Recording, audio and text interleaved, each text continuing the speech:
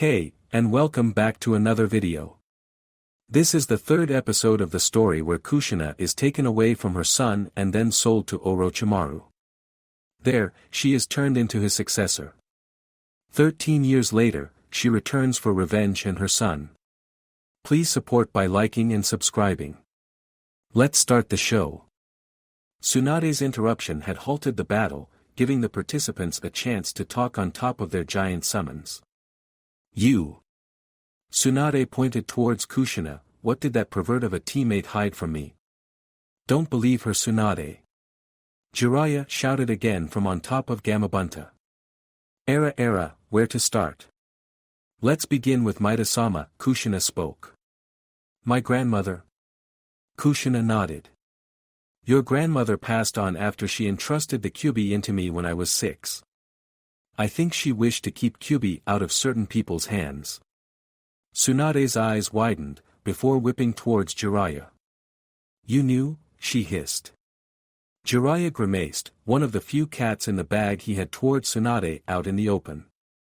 You knew my grandmother had asked me to look after the next container before I set off into that war. Tsunade shouted. Sensei knew too. She suddenly added, anger turning into confusion. Kushina raised her eyebrow. Well, that certainly would have made my first few years in Konoha less lonely. Tsunade looked angry towards Jiraiya, daring him to explain. He met her gaze for a few seconds before folding. I need to salvage this situation. Jiraiya thought. I did, he spoke in grave tone. You were still angry with Konoha, you would have taken her. She was far too young for that. Kushina snorted, not going to use the Konoha needed its weapon, excused Jiraiya. Tsunade looked shocked. Kushina, seeing this, decided to twist the knife deeper. That is what your sensei used, Tsunade. Don't believe her, Tsunade. She killed sensei and attacked the leaf. Jiraiya shouted. Kushina nodded. I did indeed. Blood has to be repaid by blood, but I suppose you hid that from Tsunade too, didn't you, Jiraiya? Tsunade rapidly looked between the pair. Well, Jiraiya, are you going to tell Tsunade or should I? Kushina asked with a wicked smile. Jiraiya grimaced, another cat out of the bag. He just hoped it was one of the lesser ones. Must have been hard to tell your teammate her village, the same village that let her loved ones die, did not send any help to her cousin clan. Kushina mocked. Why should they? I mean, it's not they had an ancient alliance thanks to the Senju that the Uzumaki honored to the best of their abilities. She said sarcastically. It was a grim situation at the end of the Second War, Kiri from the south, Kyumo from the north. Uzumaki forces depleted thanks to the aid they sent against IWA, and the subsequent mauling they took there. Kushina recounted, instead of sending troops, Konoha just stood there and watched. And lied to my face about it. Jiraiya growled in anger, and snapped out, how did you find out? Tsunade shot Jiraiya an horrified, betrayed look. Damn it, he cursed to himself for letting his anger slip that out. Kushina chuckled. Another point for me, I was quite a prankster in my younger days. Just like my son, I broke into the Hokage office. Large troop movements are documented, and what a surprise, I didn't find any towards Yuzu before. It's fall. She narrowed her eyes. I did not know at the time, but I found out later that Yuzu lasted long enough for a messenger to make it to Konoha. It was then I swore I would get even with Sarutobi. She sighed. Minato nearly made me forgot, you know, but then that bastard sealed Kyuubi into Naruken without even listening to me. Minato did the right thing, he had to protect Konoha. Kushina snorted at the defense, and if you care about Konoha so much, why didn't you look after your godson Jiraiya? Jiraiya huffed. I am sure sensei was looking after him. I knew you were a terrible spymaster, Jiraiya, but this is just sad. Kushina mocked, hated by nearly everyone in Konoha. He had no training, his legacy denied, even knowledge about his clan was hidden. Konoha truly trampled over the Uzumaki's legacy, while having the gall to wear our clan's symbol on their backs. Kushina ranted at the end. Tsunade looked aghast at her teammate. He lied to me. He let that boy life alone, hated, while he was entrusted to look after him, were her foremost thoughts. Kushina smirked inwardly at the expression, and now for the final blow, changing tack suddenly to keep Jiraiya off guard, and even if you manage to drag Tsunade back to that hellhole Jiraiya, do you really think Danzo would allow her to become Hokage? He has no choice, I made sure of that. Jiraiya spoke firmly. Kushina smirked outwardly now, do you even know that he replaced his arm with a Mokuton implant then? Before either Sannin could speak, Kushina plowed on, do you really think he would allow the last Senju free rein to find out her grandfather's grave has been plundered thrice? Thrice? Tsunade echoed shocked. And that's not counting the Sharingan eye he has. Kushina finished. What do you mean with thrice? Tsunade demanded, why, once by Kabuto on Orochimaru's orders, once by Danzo for his arms, and once by Orochimaru on Hiruzen's orders. Taking in Tsunade's shocked face, and that should do it, Kushina thought with a hidden victory smile. Jiraiya turned enraged. You lie. Bunta, get her. Gamabunta, having kept his peace during the conversation, intent to find out the truth from his summoner later, sprang into action, leaping forward, Tonto held high. Aoda sprung to the side, dodging the earth-crushing blow. As Gamabunta committed to the attack, Kushina started growing two massive chains, one in each hand. Gamabunta landed, and Kushina swung her chains forward, rapidly entrapping the toad within. With a pull, she tightened the chains, crushing Gamabunta who dispersed, Jiraiya using the time the toad bought to get clear of the crushing chains, who went up in flames with their task complete. He immediately went into the defensive as Kushina came in with a flying leap, Aoda dispersing behind her. With her other leg she kicked herself away from Jiraiya, she quickly met his rapid counter-attack, she danced or diverted his direct toad-style taijutsu, attempting to disable him with pinpoint attacks on weak spots. However, Jiraiya bullied through the damage, dead set on defeating the woman. Neither side was gaining anything, and both leapt backwards, Jiraiya forming hand signs midair, slamming his palms into the ground the moment he landed. Doton, Yomi Numa. Kushina was forming a large amount of chains which were snaking around him, but was forced to abandon them as the swamp formed. She formed hand seals as Jiraiya focused on making the swamp bigger and deeper. With a Katon, Karyu Enden, Kushina belched a fire dragon, impacting the swamp right underneath her, cooking away the water within. This formed a small dry platform for her to land on, as the expanding shockwave of flames forced Jiraiya away from the edge of the swamp. The pair watched each other silently, planning their next moves. On top of Katsuyu, Tsunade stood silent, her gaze not truly focused on the melee ahead of her as her mind spun over the revelations. Katsuyu's attempt to get her attention with a gentle Tsunadesima failed. Shizune was confused, her loyalty for Konoha warring with her sense of duty towards her master, and the betrayals Konoha seemed to have committed. Naruto also had an inner struggle, he wanted to leap to his mother's aid, but knew he would just be in the way. Gyuren put a hand on his shoulder, both to calm him down and to remind him to pay attention. It would do no good if the pair of them were ambushed from behind. Kushina meanwhile frowned inwardly, I would win in the end, but the difference in power is not big enough. I need to get stronger to protect my son from Akatsuki. The name of the organization triggered another idea. Era, so you say I lied, Jiraiya, she chuckled, you truly are not worth the title of spymaster. Jiraiya frowned, trying to figure out Kushina's angle. Danzo always wanted to be Hokage. She stated, getting a hesitant nod from Jiraiya, Hiruzen having mentioned that. Do you really think with such a goal, that he would disband that root program of his? He would, Hiruzen ordered it. Jiraiya replied with a frown. Era, so naive, the man kept it running. He is even responsible for one of your first students' death. You see, Jiraiya, Kushina mocked. That child with the Rinnegan of your first trio, the first child you thought was the child of prophecy, is still alive. Jiraiya looked shocked and surprised, no. I know those three are dead by Hanzo's hand. Kushina laughed, hardly Jiraiya, after you left, they became a talented group of shinobi. And following the ideals you bestowed upon them, they formed a group that sought to end the Third Shinobi War without violence. However, Hanzo saw them as a threat to his rule as their group expanded, and there is where our current, temporary, Hokage comes in. Together, those men conspired, ambushing the otherwise peaceful group. Yahiko, following your self-sacrificing ideals, did just that. He died, and the little Rinnegan user went berserk, killing Hanzo and his troops while Danzo fled. The remaining orphans continued their goal. Do you know what the name of their group was? Jiraiya? Jiraiya looked shocked. Danzo did something like that. And that Nagato managed to kill a figure like Hanzo? No. Kushina smiled turned viscous. Why, I believe it's called Akatsuki. Jiraiya's eyes widened, his jaw dropping. He let out a pained no.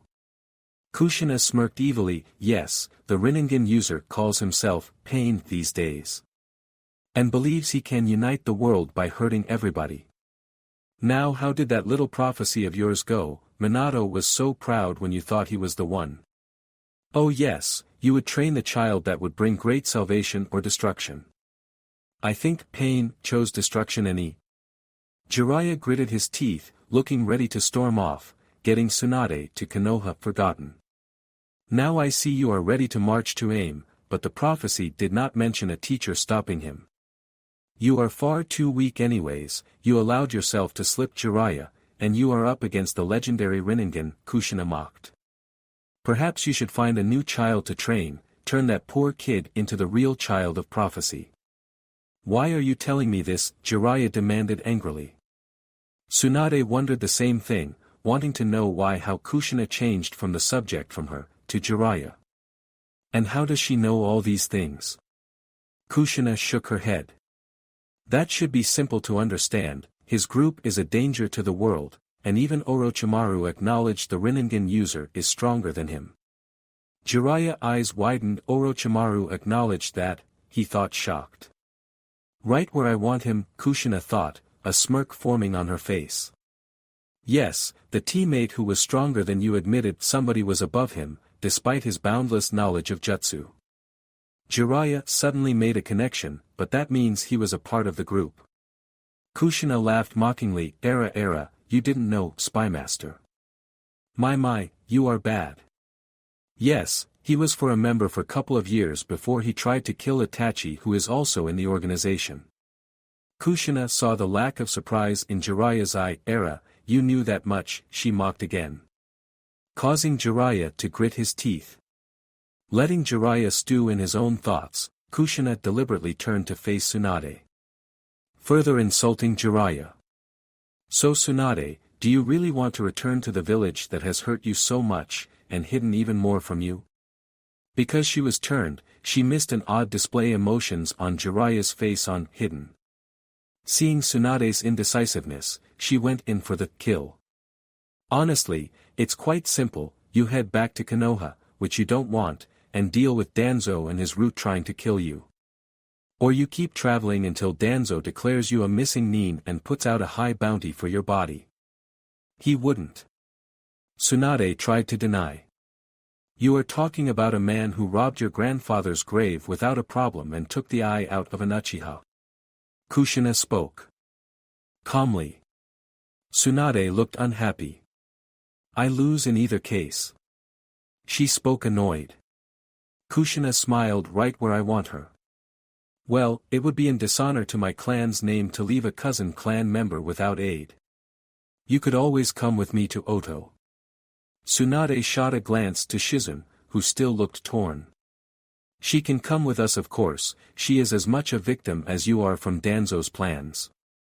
Tsunade, if you plan to betray Konoha, I will kill you myself, Jiraiya threatened, seeing no other way to stop Tsunade. Era Jiraiya, going for the caveman solution of getting the woman you want? Kushina mocked.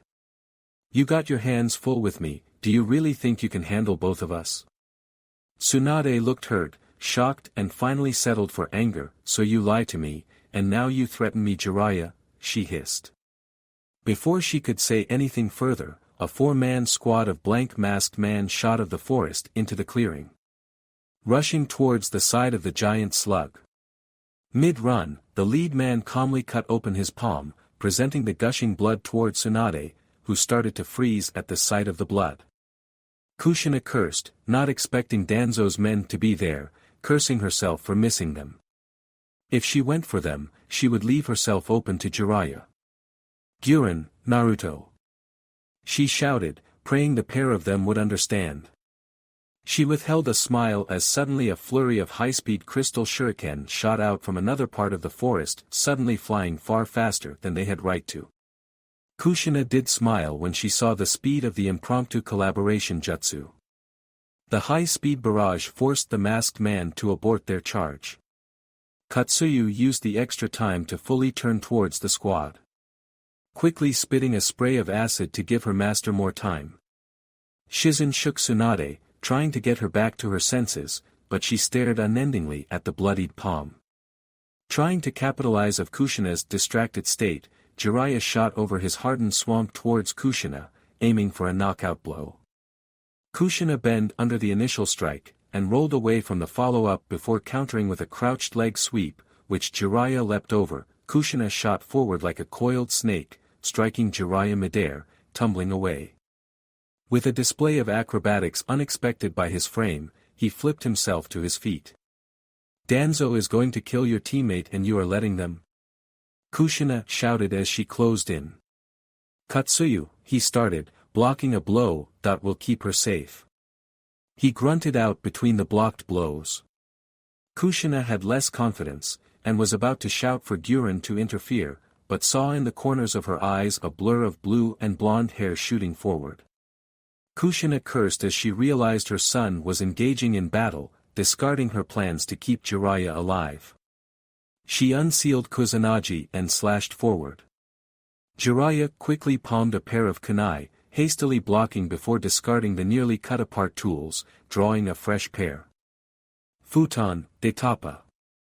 Naruto shouted, guiding a narrow cone of pressured air, boosting the another volley of crystal shuriken towards the masked man, once again hindering their advance.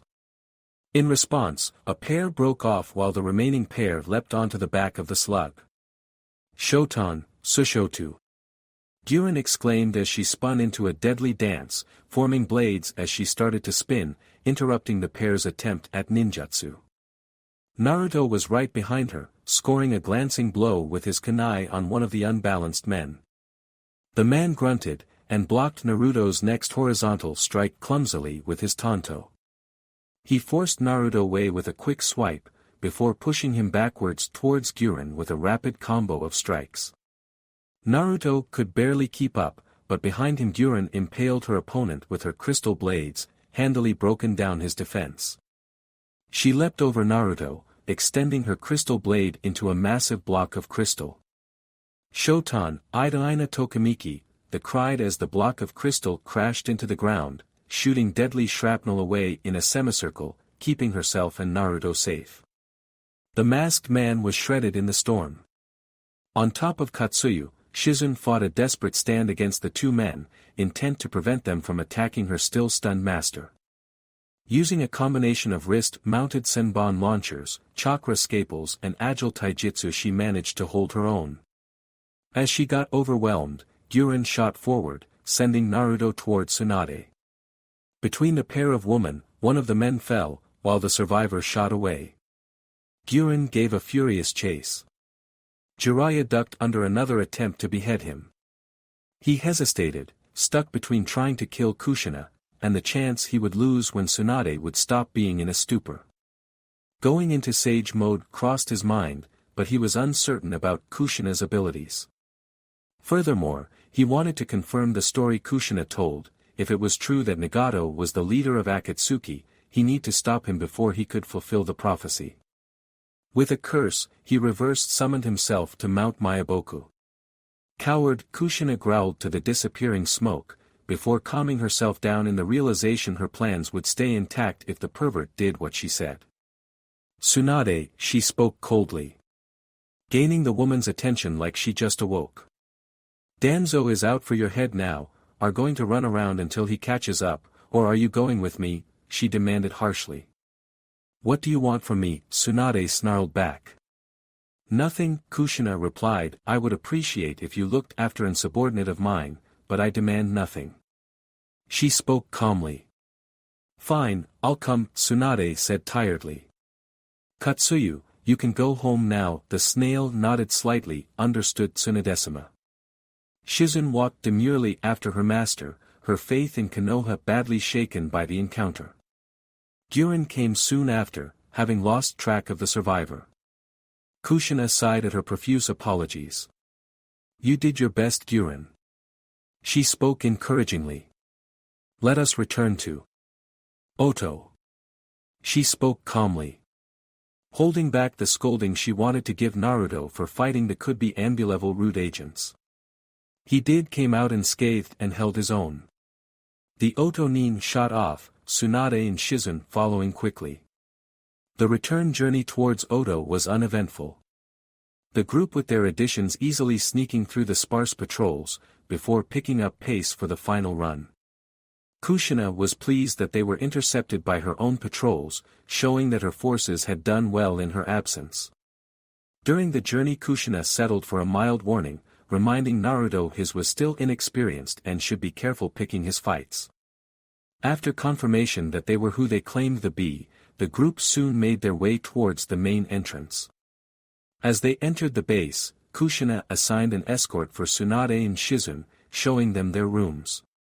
They found Kimimaro and Karen hunched together over a bunch of reports. Kimimaro, Karen-chan, Kushina greeted, causing the pair to shoot up. Kushina-sama, Naruto-sama, Kimimaro intoned Mom, Naruto, Karen greeted as the hugged them both. Kushina and Naruto hugging back. Anything noteworthy happened while I was away? Kushina asked, despite having received no messenger snakes. Kimimaro shook his head. Not yet Kushina-sama, Karen and I were working on the odd reports we just received about Iwa's movements towards Taki. Kushina frowned. Could they be after Nanabai? That could hinder my plans. She thought. Any other odd troop movements our spies reported? Kimimaro thought for a second only that Kyumo send a quarter less of the troops you predicted Kushina-sama. The Raikage must be playing careful then. Interesting, I did not expect him to do that, Kushina mused. Very well Kimimaro, well done. Kushina praised her loyal subordinate, Tsunade joined us. Kushina told the pair, causing Karen to light up a brilliant smile. She can perhaps help with your condition Kimimaro. The man nodded, I will serve you as long as my body allows me to Kushina-sama, I know Kimimaro, let us try to make that as long as possible.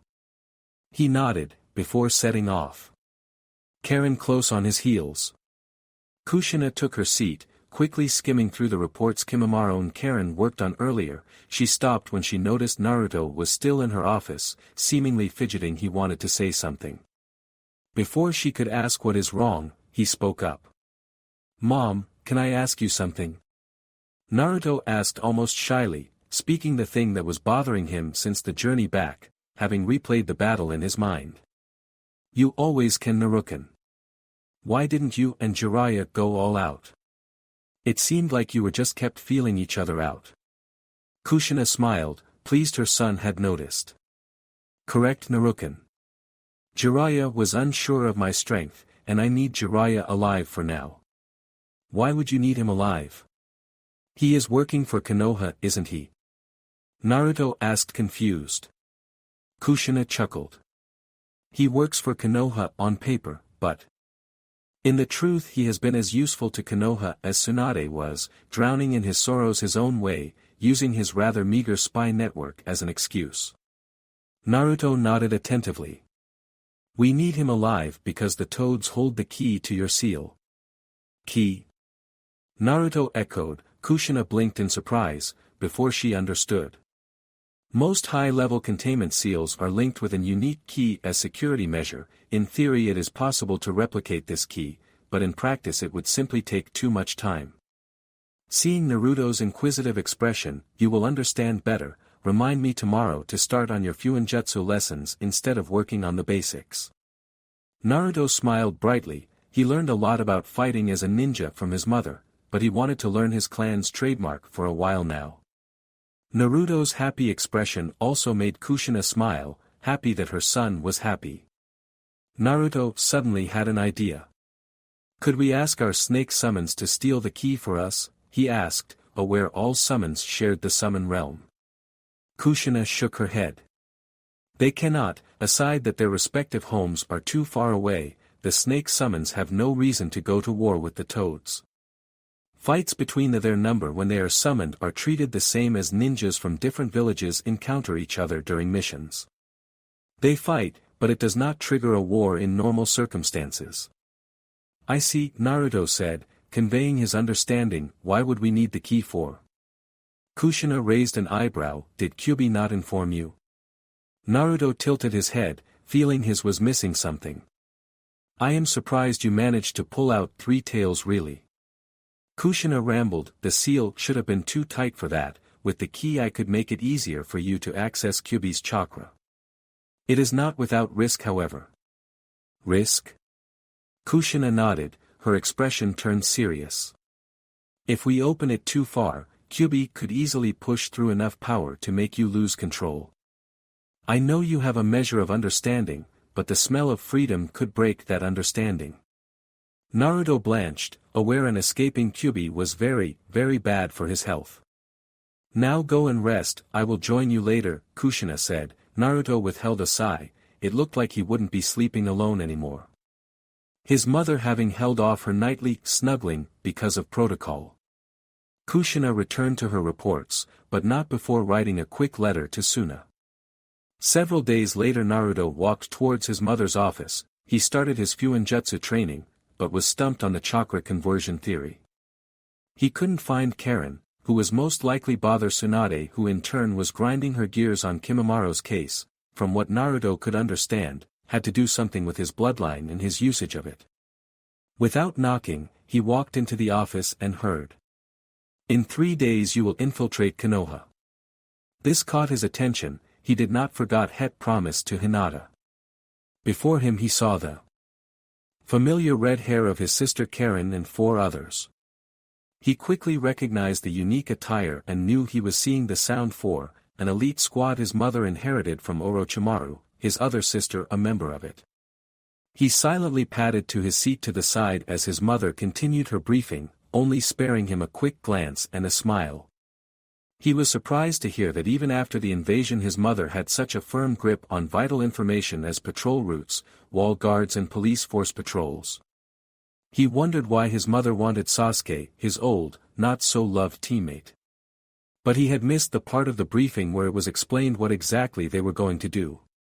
After the vocal briefing, the 5 walked off with folders, going to memorize the information. Naruto wanted to join the mission, but was unsure how to approach his mother.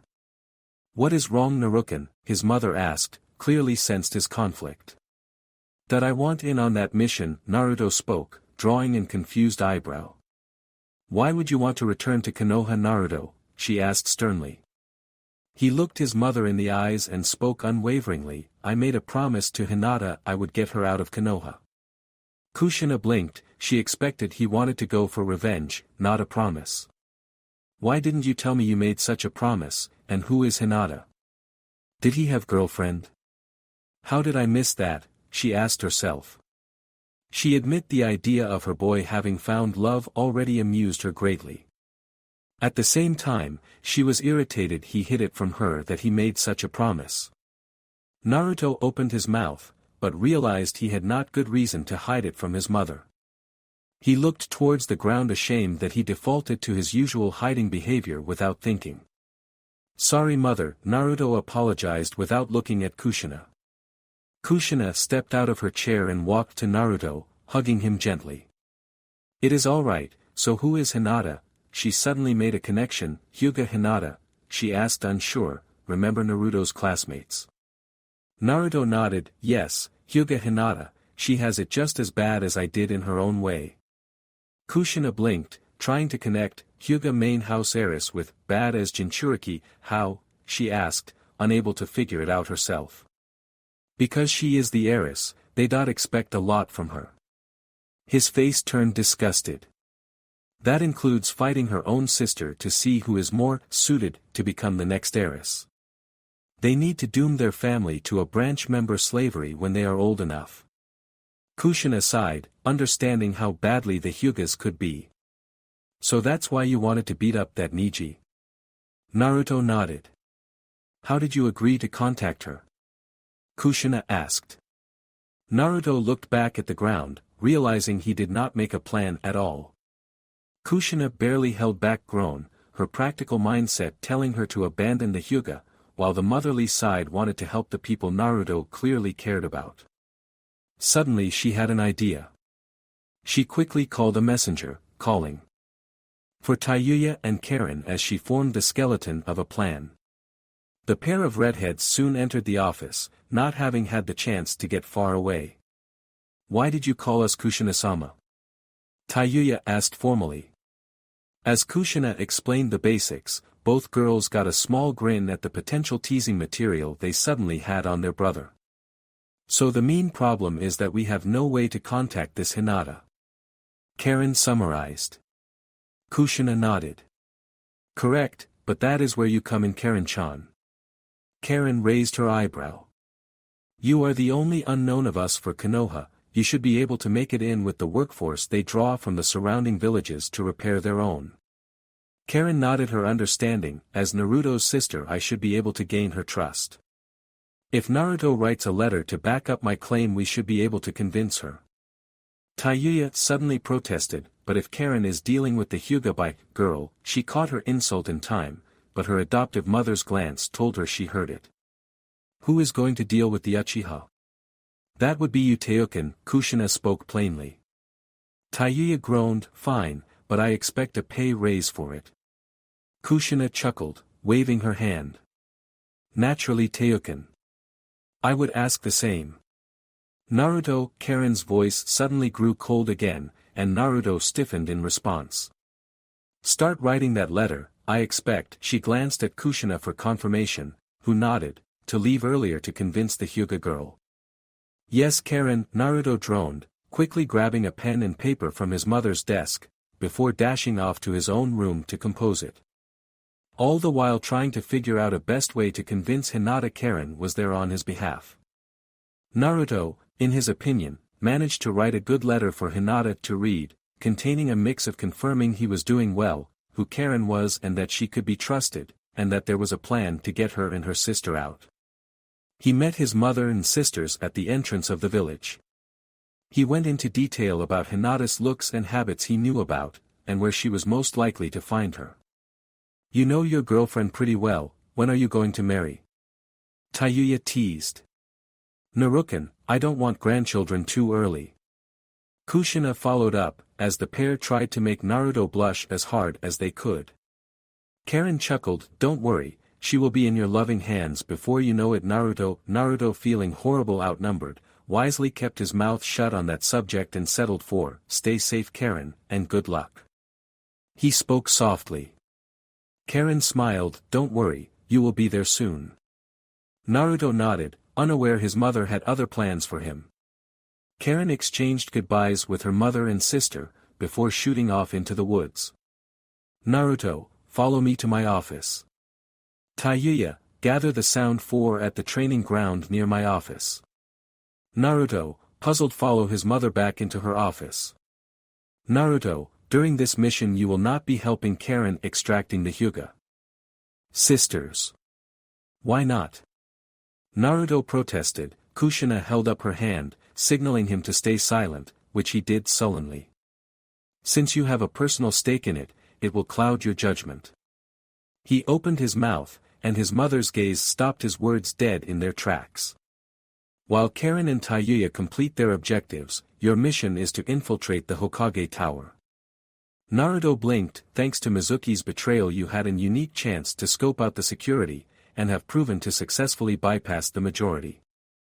Naruto nodded hesitantly, although he knew the Hokage nearly caught him. Thanks to the old man's softness and perverseness, he managed to use Shapely Henge to distract him. So I am to steal the scroll of sealing again, he asked. Kushina smiled, that is one of the things you are to steal there, there is very good chance some of our clan's scrolls are still held there. I doubt Danzo had the chance to smuggle them or the other scrolls away. Since he still needs to break the news Tsunade turned against Konoha without breaking morale.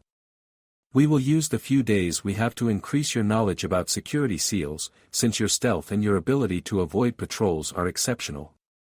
She winced slightly at the reason why. Once you have sealed up everything that is not bolted down, you will plant time-delayed explosive seals, which should provide a suitable distraction to longer hide the fact you took the Hyuga sisters. Any questions? Naruto shook his head, unhappy, but understanding why he could not personally get Hinata himself. Then let's go. The pair set off to the training ground, where the Sound Four were waiting. Same day, Kazekage office. The Kazekage read the letter Kushina had sent towards him personally. To his surprise it contained a request for a favor. So her son is wind-natured. The Kage mused. Seeing a chance to repay the pair for their aid to him and his family, he quickly went through several instructors before an idea hit him. He signaled his secretary to fetch his children's team. The San siblings entered their father's office. You called for us, Kazekage-sama? Temari asked formally. Their father waved his hand indicating they were private. Yes, I did, Temari. He spoke kindly. Kushina has asked Suna for a wind expert to teach her son. Temari, making the connection, asked, shouldn't a jonin like Baki be better? Shinkiro smiled. You underestimate yourself, Temari, and it is only the basics he needs to learn for now. Suddenly Kankuro stood protectively in front of Temari, his eyes narrowed. Gaara was unsure why, but followed his brother's lead, surprising Temari. Kazekage-sama, Kankuro said formally, ice dripping from his voice. You would not be happening to set up Temari with Naruto, would you? Temari's eyes shot open in surprise, while Gaara started to glare. Shinkiro sighed in his mind, that is 5 steps backwards if I don't do something. I won't. He smiled faintly. Of course, if it would happen on their own, that would be great, wouldn't it? The siblings just stared at him. Shinkiro shrugged, and with a grin he said, I do want grandchildren, you know. And none of you so far brought a boy or girl home. Temari blushed. Gaara's sand armor would have hidden his blush if he understood, while Kankuro's face paint hid his. Dad! Temari shouted, before stomping off. You leave tomorrow. Shinkiro hollered after his daughter. Grandchildren? Gaara asked, confused. Kankuro, sensing the danger, ran after his stomping sister, leaving the mess of explaining Gaara the bird and the bees to his father, who blanched and blamed the gods for putting him in this situation. Well. You see, he stuttered. Hinata sighed as she indulged herself by eating a cinnamon bun. Ever since Naruto's treachery had been revealed, her stay in Konoha turned more unpleasant.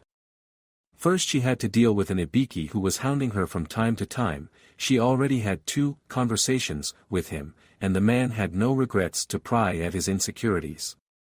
She truly had not known that Naruto decided to leave Konoha until she met him at the invasion, revealing the truth about his mother and his desire to take her with him.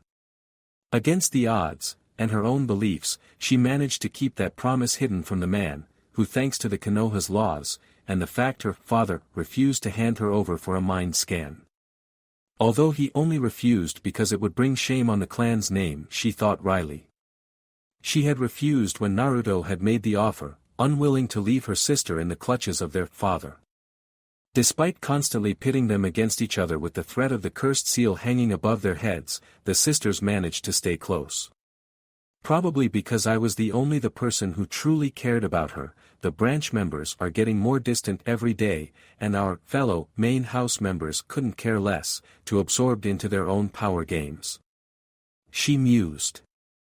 To her surprise, her usually supportive Jonin sensei turned rather unpleasant too. Whatever wound she suffered during the invasion made her bitter towards the Uzumaki name.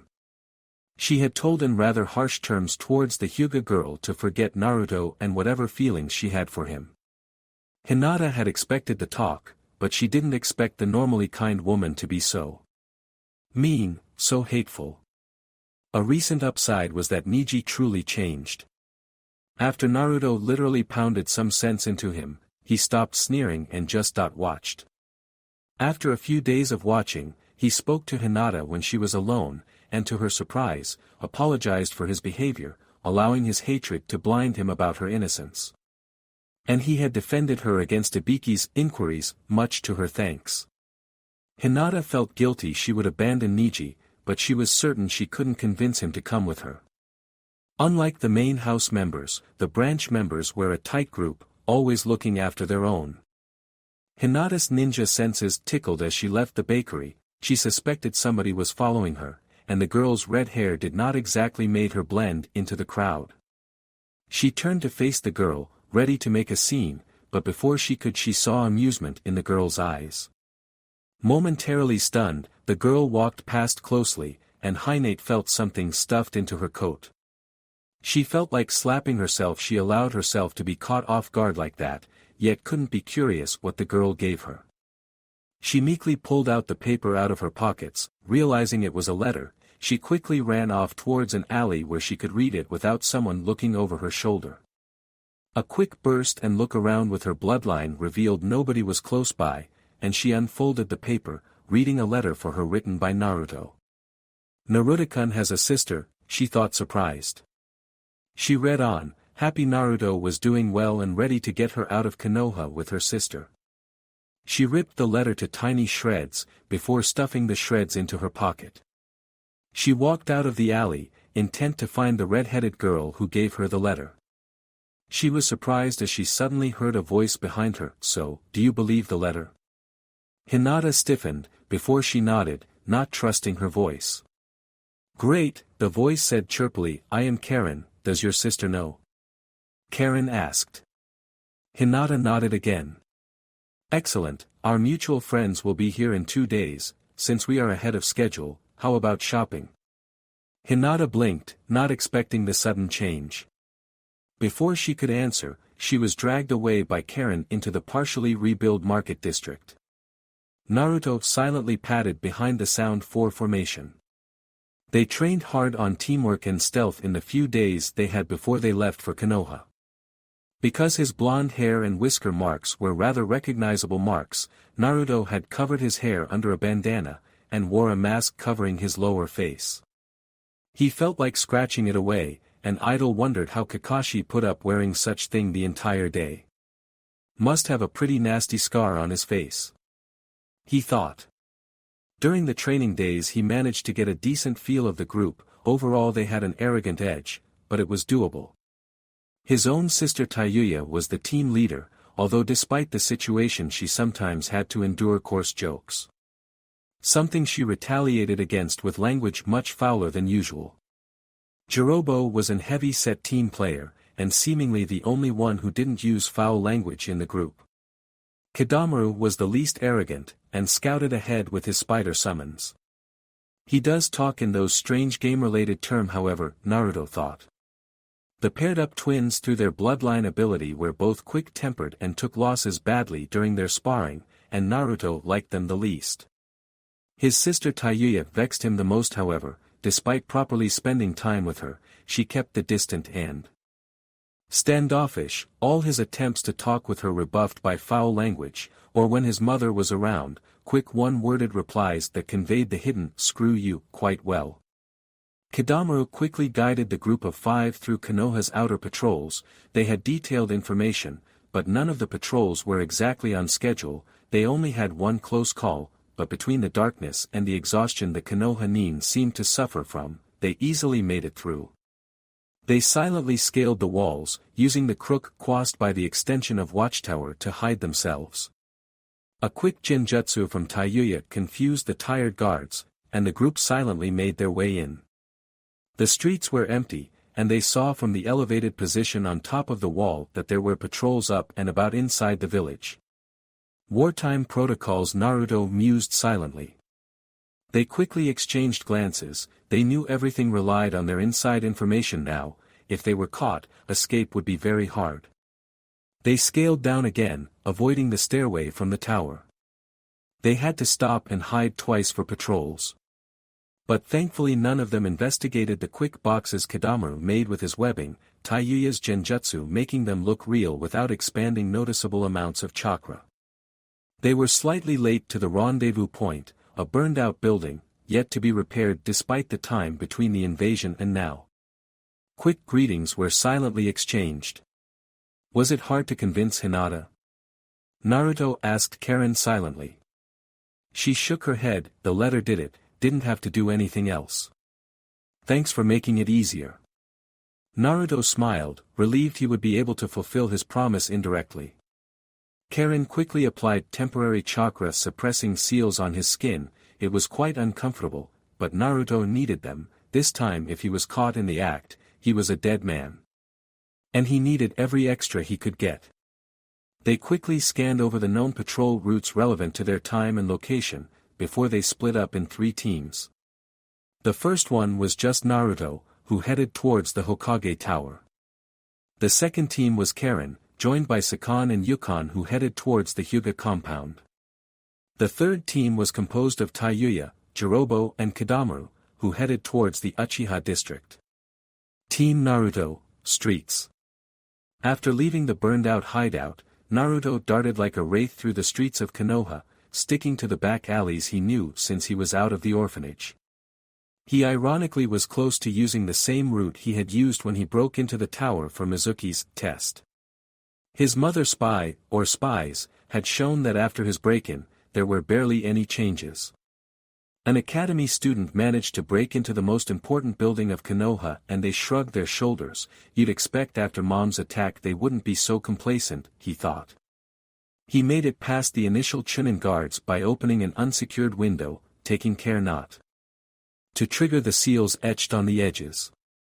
He realized it was luck during his first break-in he did not trigger this set. This time, instead of running like an idiot alongside the wall, he sneaked along the dark corners along the ceiling, using chakra to stay in place. Periodically he spotted lines of seals to catch unsuspecting fools. They were hidden by making them look like parts of support beams, or behind the glare of lamps still on. Thanks to his mother's last-minute training, he saw them clear as day. As he disabled them, he noted they looked old and worn. It seems like these haven't been maintained in ages. He thought with a frown as he ducked away deeper behind the true support beams as an expected patrol made their way below him. Even as ninja, they never look up. He was about to leave his hiding spot as he saw movement in the dark, quickly squashing himself back in without making too much movement. He saw a quartet of blank-masked, dark-clad people move alongside the walls. Naruto was shocked. Those were route troops. We don't have any information on their patrol schedules, he thought with a twinge of panic, before calming himself down. I just need to be more careful and trust Karen, Taiyuya and the rest. With a nod to himself, he sneakily double-checked his surroundings before advancing towards his objective. Hyuga Sisters, Hyuga Compound. Hinata was nervous. The day since she met Uzumaki Karen, she started to observe the Hyuga's own patrols as well as those in the neighborhood. She was glad that Kurenai's tracking and scouting training also covered observation of enemy assets. It was still hard for Hinata to see the compound she grew up in as an hostile structure, but hardened her heart for her sister who silently sat beside her. Both of them had their eyes activated as they acted they were working on Hanabi's homework for the academy. To Hinata's relief there were no unexpected changes to the patrol routes, and returned her eyes to normal. She quickly glanced at the moon, and judged it was time to leave. Her sister followed her lead, and they silently walked outside. Sneaking through the different inner gardens, the sisters safely made it through the inter-house patrols. Hinata was both glad and surprised to find out the branch house members were surprisingly lazy when it came to patrolling the compound's outer walls. A quick check with her bloodline confirmed that once again there was noon patrolling near the wall, and she silently helped her sister over the wall. The pair, with only their most important possessions, silently stalked through the street, Hanabi putting up an admirable show of stealth. They made their way towards the meeting point unopposed, greeted by the red-headed girl and an odd boy with 2 heads.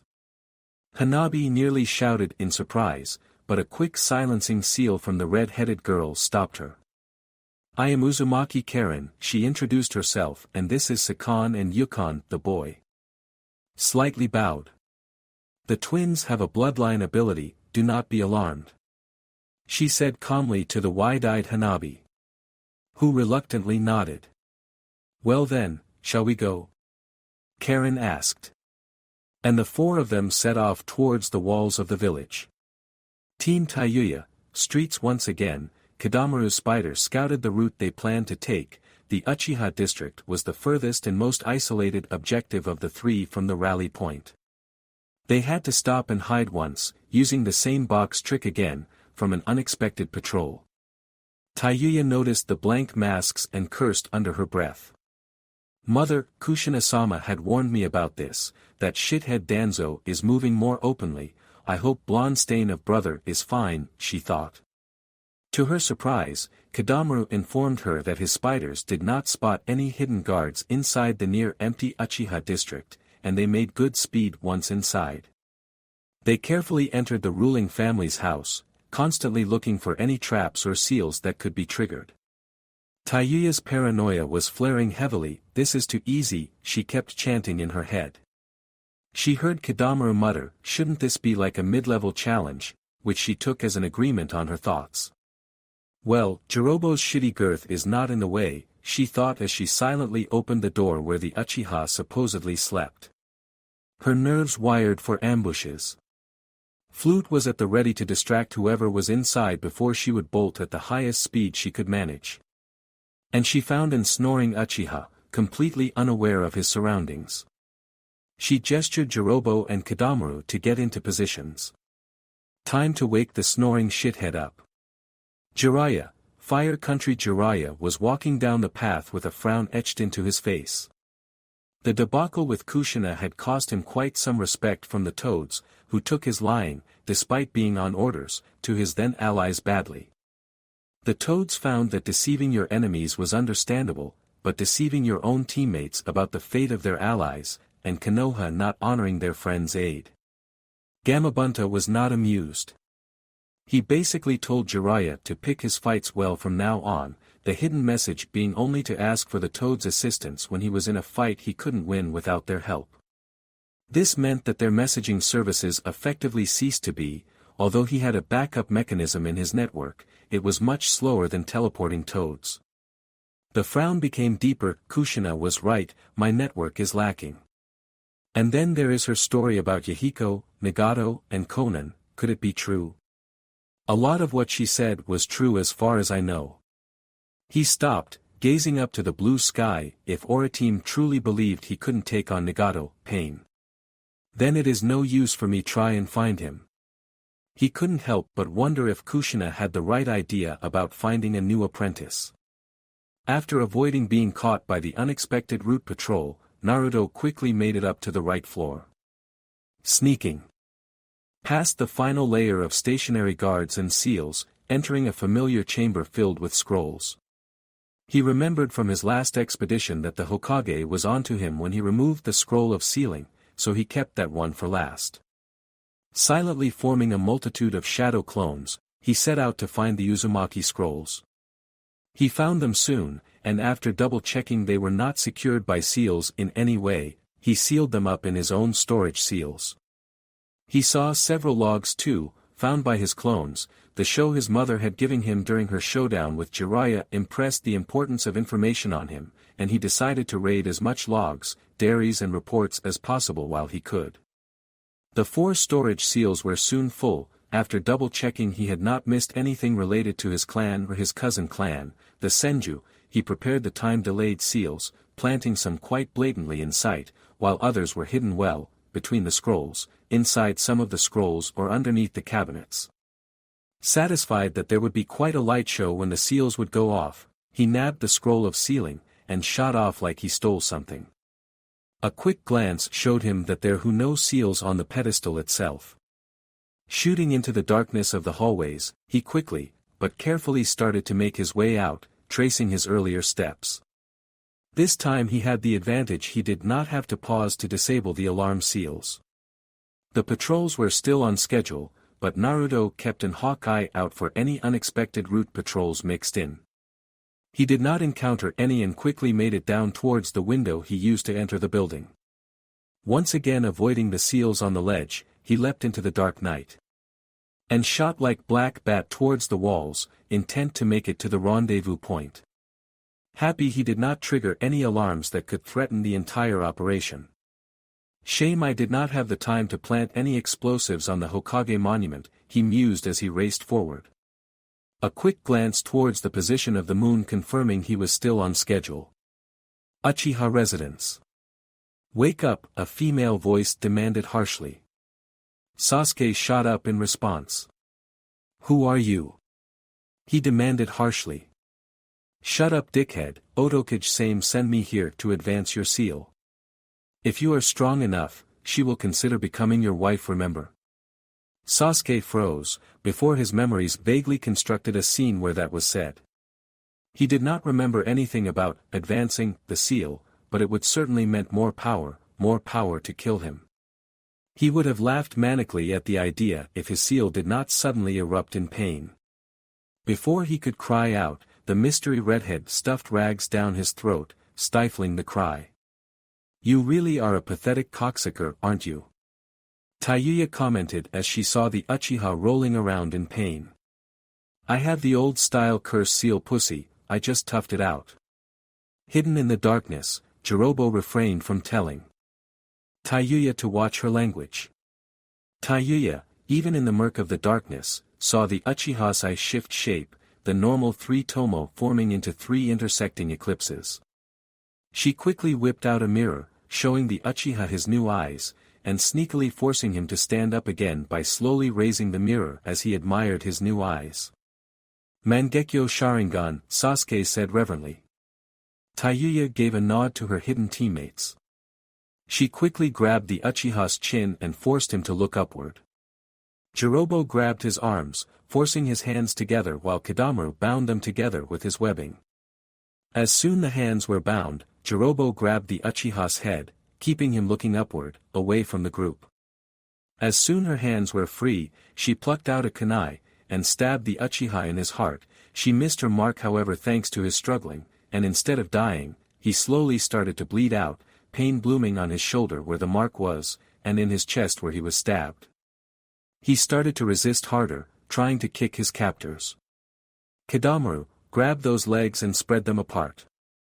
Kadamaru blanched, knowing the next part of the mission, and the prime view he would be getting. Most awkward retrieval quest ever. He mumbled as he ducked, grabbing the Uchiha's legs and forcing them apart.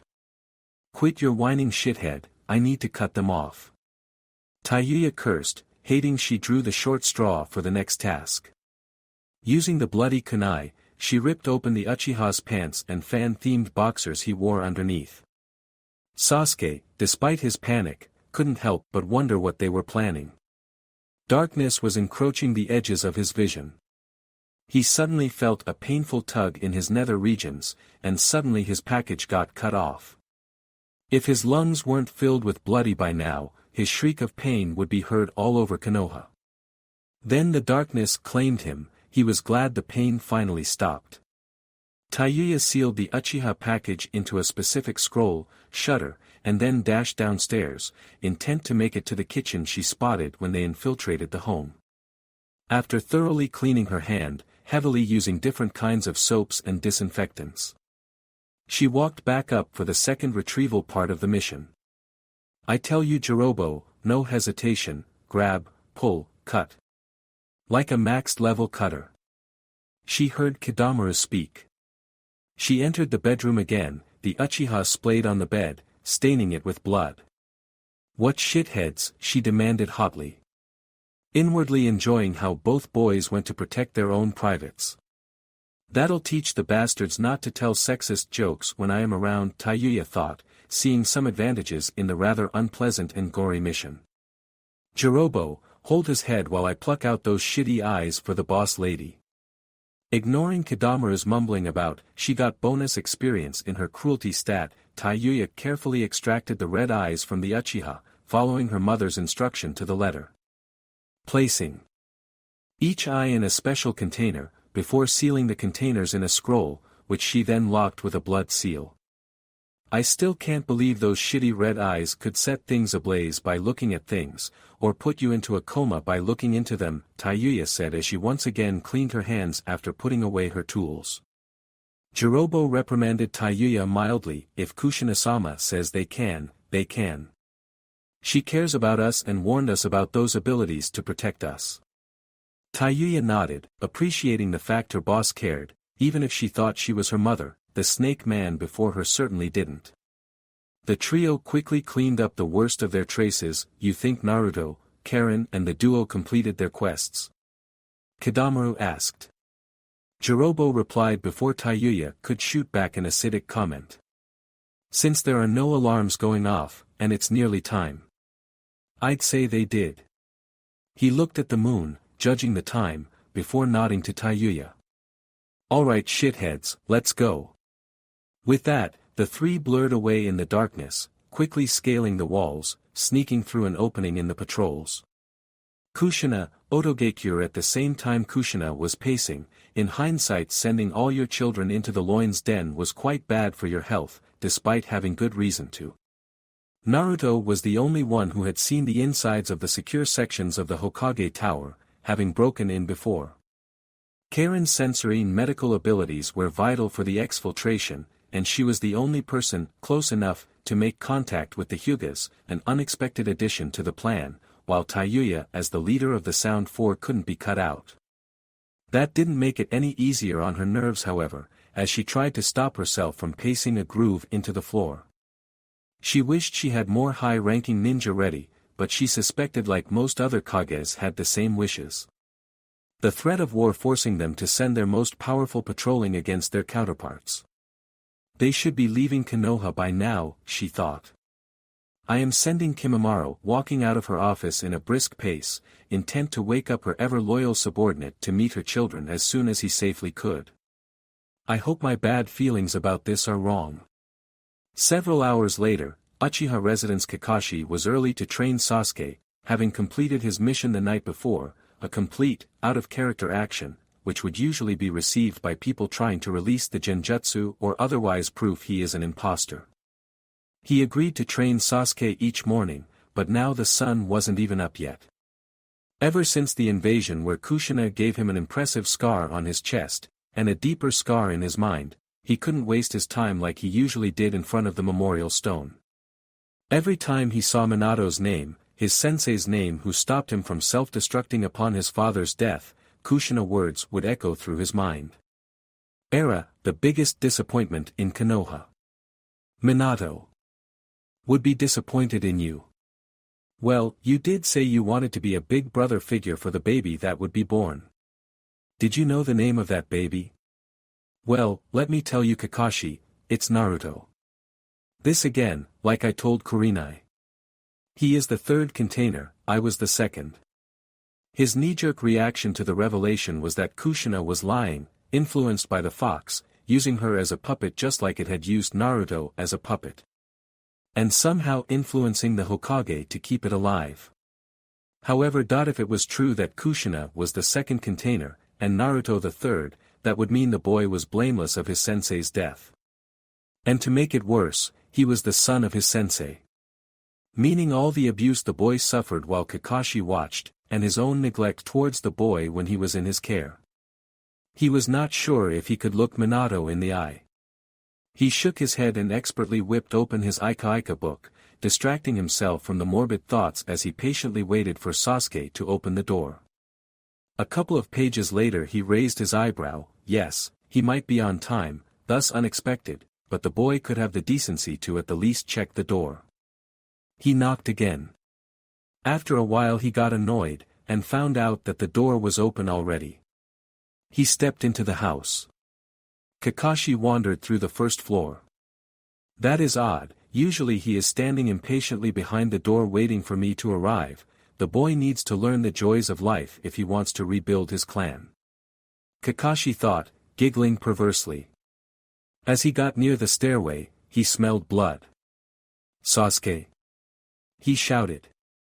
After getting no response, he dashed upwards, bursting into the bedroom. There he was greeted by Sasuke's corpse, laying spread-eagled on the bed. Kakashi's ANBU mind noted his removed eyes, stab wound in the right lung and the removed package in the lower regions. Upon noticing the last fact, his hand shot down to inspect his own manhood, upon confirming it was fully functional, albeit unused. He quickly summoned his pack of dogs, who looked surprised to see the Uchiha's corpse. "How many were here?" Kakashi asked coolly. The dogs shot through the house. 2 male, 1 female. The lead dog replied. Kakashi nodded his thanks and shot towards the Hokage Tower. Hokage Tower. If Danzo was a lesser ninja, his eye would have twitched in anger as he saw the scroll room that once contained the scroll of sealing. His route patrol having discovered the room was plundered, explosive tags littered and hidden throughout the room, what was left was tossed around in a messy pile. Inspecting the disarmed tag and having enough knowledge about Fuinjutsu, he realized should his patrol been 10 minutes later, the room would have gone up into flames, and the fact most important documents and scrolls were stolen would have been hidden. He was about to call his ninja to pull out an experienced tracker from the patrols to find if they could track the culprit, when the copy ninja, Kakashi Hatake, dashed towards him. The man stopped in and bowed. Hokage-sama, he spoke formally, gaining Danzo's full attention. "I found Uchiha Sasuke dead in his room, his eyes were removed." The man spoke directly. Once again Danzo showed he was not a lesser ninja. "My tracking dogs suspect there were 3 perpetrators." Danzo nodded. "I see, summon your dogs and find out if they smell the same people here." Kakashi frowned, seeing that there were other ANBU-clothed people combing the place. Nevertheless, he followed the order. "Go through the room thoroughly. Try to find the same scents you smelled in the Uchiha house." He asked his summons. The pack also combed the room, barking to each other when they were done. "The other people made it hard, Kakashi, but we are certain the people we smelled in Uchiha house are not the same. There was one odd scent however." Pakken spoke. "Odd scent?" Kakashi echoed.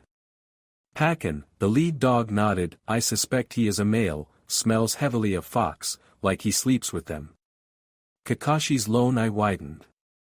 Naruto came back and managed to sneak in here again, he wondered. Danzo keep his neutral facade, but asked himself the same thing. Kakashi, duo, the threat of war, our troops are heavily strained. Danzo admitted. However, the newest batch of rookies show close to Chunin level strength. Gather as many as you can in 30 minutes, before giving chase to this fox-scented person. Retrieve the stolen documents, and capture him alive. What about the people that killed Sasuke? Kakashi asked. I am certain they are together. Danzo replied calmly. Kakashi nodded at the logic and set off. I need extra trackers should they split up, so that is finding the genin from Kurenai's team. Guy's team could be the heavy hitters if they are not taken. Asuma's team could help capturing. He suddenly realized his own team was completely gone now.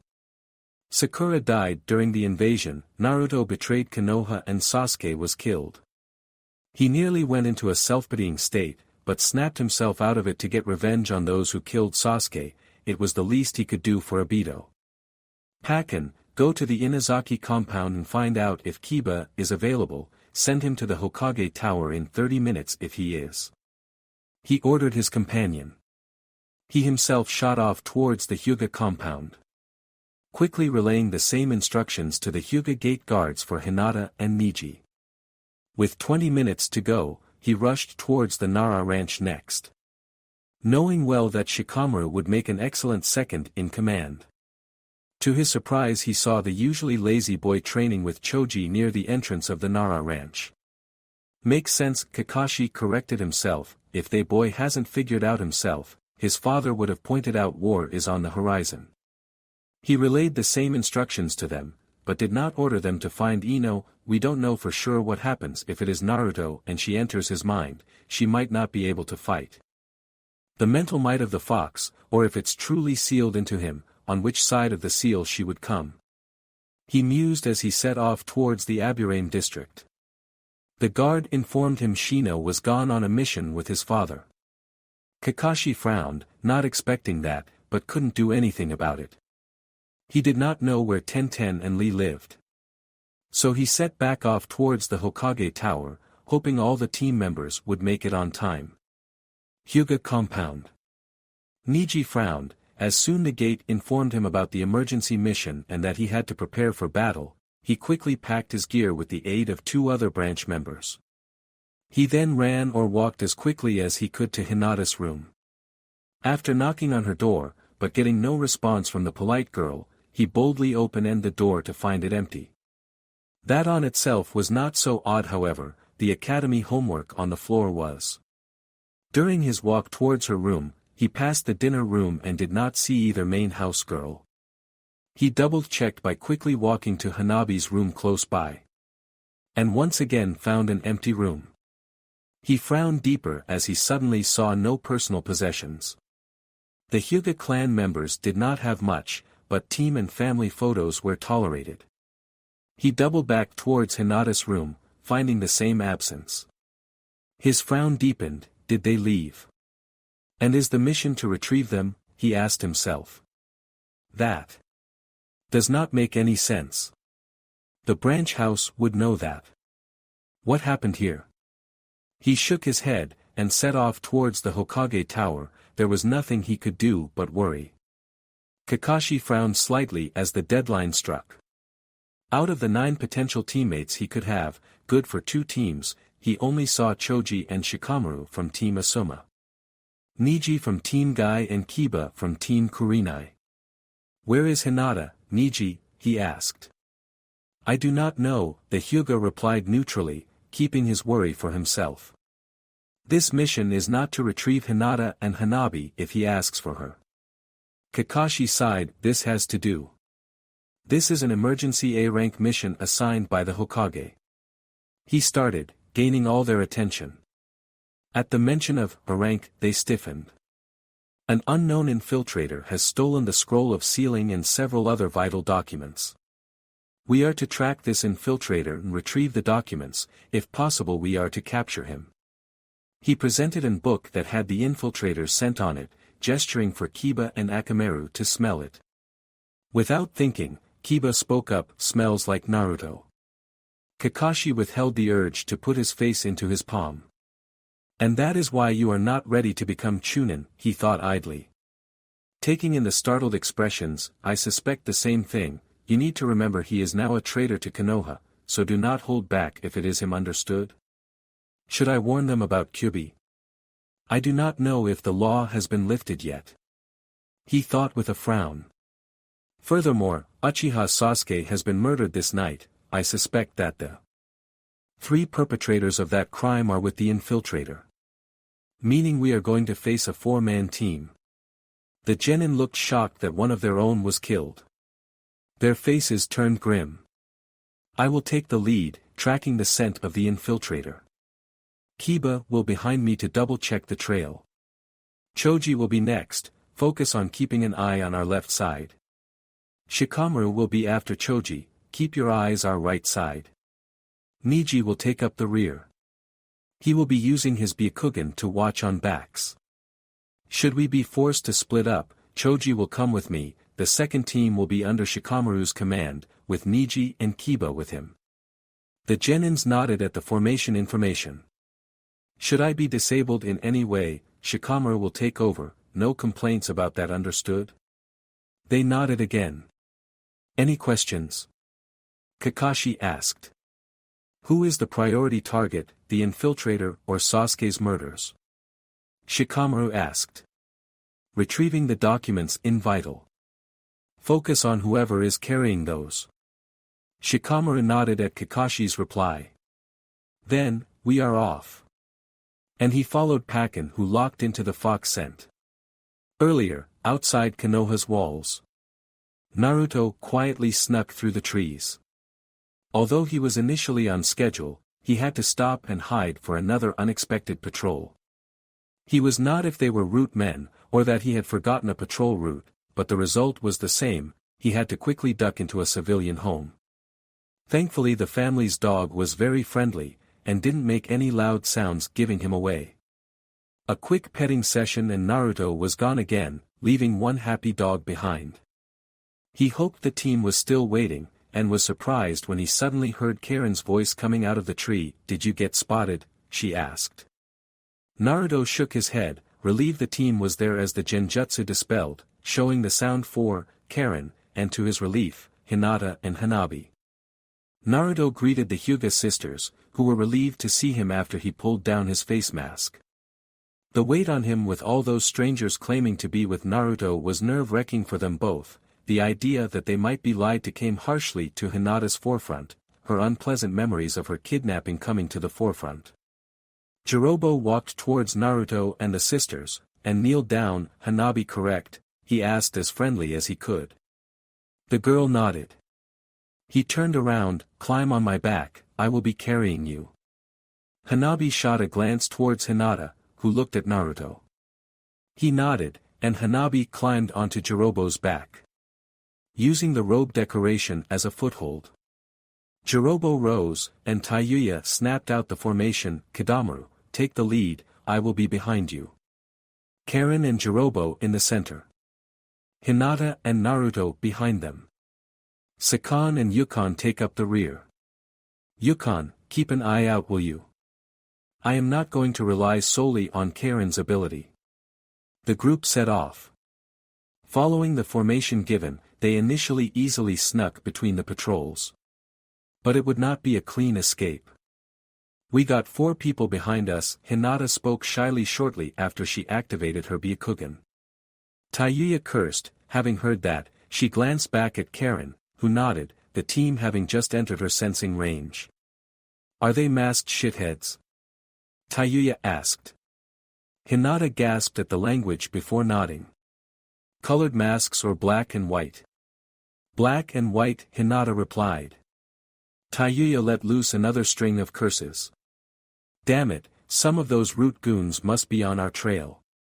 Kidamaru, up those trees. Ambush those shitheads. Naruto, with me, we will be the follow-up punch. Sakan, Jirobo, keep those Hyuga and Karen safe." The group hastily redeployed, and the approaching root squad ran under Kidamaru's ambush point, who dropped down, shooting webbing along the way. A veritable horde of spiders right behind him. The root agents however nimbly dodged his ranged assault, and in a burst of speed, dove under the ambush area. 3 of the squad shot forward, one clashing with Naruto who hastily blocked a rapid vertical slash. Unbalanced, he tumbled backward, the experienced agent not expecting the odd movement, tumbled down with him, sending both to the ground. The remaining agent double-backed, re-engaging the off-balance Kidamaru. This agent had also drawn a Tonto, but it cackled with lightning, easily cutting through Kidamaru's webbing, and hacked his way through the regrouping spider summons. One of the pair shot towards Tayuya, who swerved to the side with a curse, rapidly pocketing her flute in favor for an elongated dagger. Before she could counter-attack however, the man shot away, regrouping with his partner as the pair dived headlong into Sakan, Yukon and Jirobo. Jirobo already had handed Hanabi to Hinata, quickly gathering earth-natured chakra around the cloth on his arms. He improvised it as an arm guard, blocking the slash from the agent who bypassed Tayuya. Having seen it in action, he did not fall for the same trick again. They must have heard Tayuya's order somehow, and decided to kill Karen and the Hyugas first. He thought. "I will not fail," he declared to himself, narrowing his eyes. The winds battled the final agent, using their bloodline to their advantage. They handily countered the initial taijutsu assault, staying fast and close to the man to prevent him from drawing his own Tonto. He drove the man away from Karen and the sisters. Down on the ground, Naruto landed with a grunt of pain, before rapidly rolling away from the falling root agent, who tried an opportunistic slash. Naruto hastily formed his cross sign, summoning multiple clones into existence. "Aside from summoning, I cannot use any other jutsu without risking the rest." He lamented in his mind, the chaos above making it hard for him to judge where his allies were. "Kyuubi's chakra is too risky, but we need to finish this fast." He thought on as he ducked under a swipe, two of his clones dispelled by an skillful twirl of the blade. It did give him the time to create more clones, who promptly tried to dogpile the agent, forcing him back. Using this opportunity, he backpedaled, forming the hand signs for the summoning jutsu. He did not have a lot of practice, but he was able to summon up to children-sized snakes. He was aiming for smaller ones however, and summoned a pack of normal-sized snakes, all quite venomous. Encircle the agent, wait for an opening, go through my clones if you have to, he hissed towards the snakes, who set off to follow his order. He made another group of clones, this time charging straight ahead. He himself shot a rather obvious chakra chain shot straight towards the agent, who used a powerful two-handed slash to disperse it. Having no room to dodge with all the clones to dodge it. I don't have enough control to use my chains otherwise in this environment, Naruto thought. The man however stood strong even with the new wave, dispelling clones and snakes alike in a graceful dance. However, he missed the one snake who risked being trampled, slithering between the feet of the clones, its skin the same color of the dark grass. It struck the moment Naruto shot another chain, forcing the man to focus on it momentarily to properly deflect it. The snake chomped down on his foot, a reflex kick removed the snake, but the poison was in his body. The agent quickly sensed this, and suddenly shot towards Naruto, ignoring the blows the clones landed. Naruto nearly managed to dodge the suicidal charge, a swallow but long cut appeared on his left arm, and he was grateful a pair of clones shed the state of mind to grapple with the agent, preventing him from giving chase to give a more deadly blow. The man was pulled down, unbalanced by the grappling pair, and the rest descended like a pack of wolves, killing the man in a rain of fists and feet. Back up in the trees, Tayuya quickly observed the unfolding battles.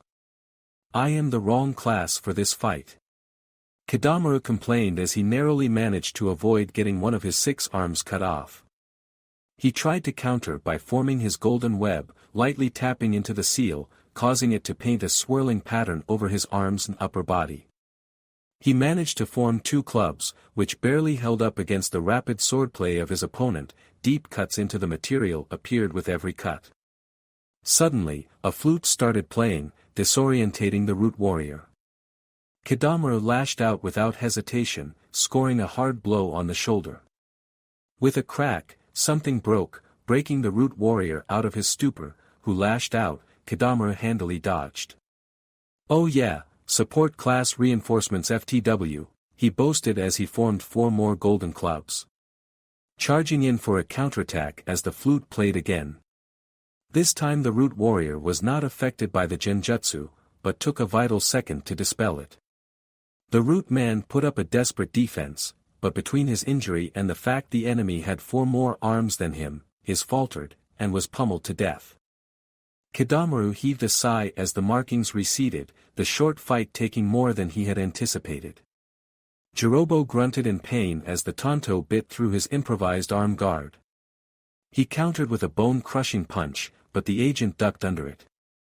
With a rapid slash, he cut deeply into Jirobo's leg, who lost his balance by the hit. Instead of finishing him, the agent shot away towards Karen and the Hyuga sisters. He tried to follow, activating his mark as he went. Karen managed to block the attempt to slice her in 2 with a kunai. The agent steadied himself, before kicking her hard, head first, into a tree. The agent turned to slash at the Hyuga girls, but instead of facing a meek shy girl, he stood against a lioness protecting her young. A rare fierce look was in Hinata's eyes as her fists enshrouded themselves into lions shaped by chakra. With a furious shout she buried both her fists in the turning root agent, who was caught off guard, blasting him into another tree. With a sickening crack, something vital broke, and the agent fell down like a broke ragdoll. Sakan, Yukon on his back landed near Hinata, whistling while looking at the tree she shot the root agent into. You got bite, he commented as his seal completely retreated into its compact form. His fight took longer than expected, the man quicker than he thought. Despite his advantage of an extra set of limbs, he had a hard time landing the deciding blow. Naruto, after defeating his opponent, heard the impact of person on wood, running on the ground towards the sounds of fighting above him. He saw a flash of red hair falling. "Karen!" he shouted, dashing forward to catch her. He caught his sister, bleeding from cut on the head. He quickly undid his bandana, and used it as an improvised bandage to stem the bleeding. "Damn it, I know head wounds are bad. But what can I do?" he cursed to himself. He climbed up, Karen bridal style in his hands. Once up, he saw Jirobo tended by a cursing Tayuya. "Am I the only one who didn't have to use the mark, you weak shitheads?" she asked. "I only tapped for a temp boost," Kadamura defended. Jirobo merely grunted while Sakan, with Yukon looked over his shoulder, glared holes into the redhead. "Damn it, fatty here." Tayuya started, ignoring Jirobo's complaint. "Got his leg chopped up. And glasses," she referred to Karen. "Is in dreamland.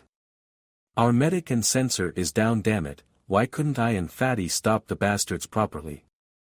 She lamented.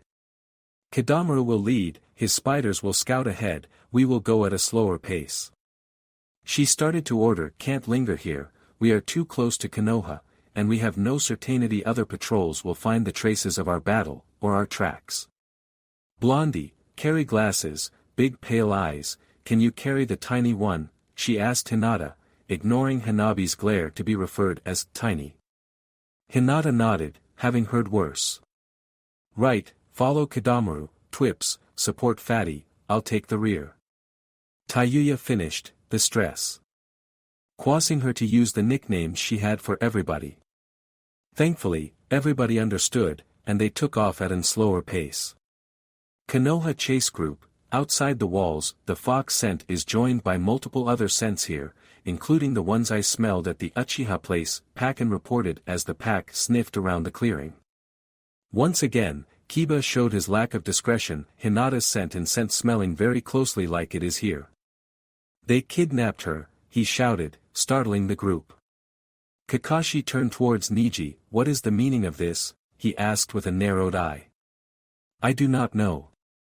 Niji replied haughtily, "When the call for the mission came in, I just found their empty rooms."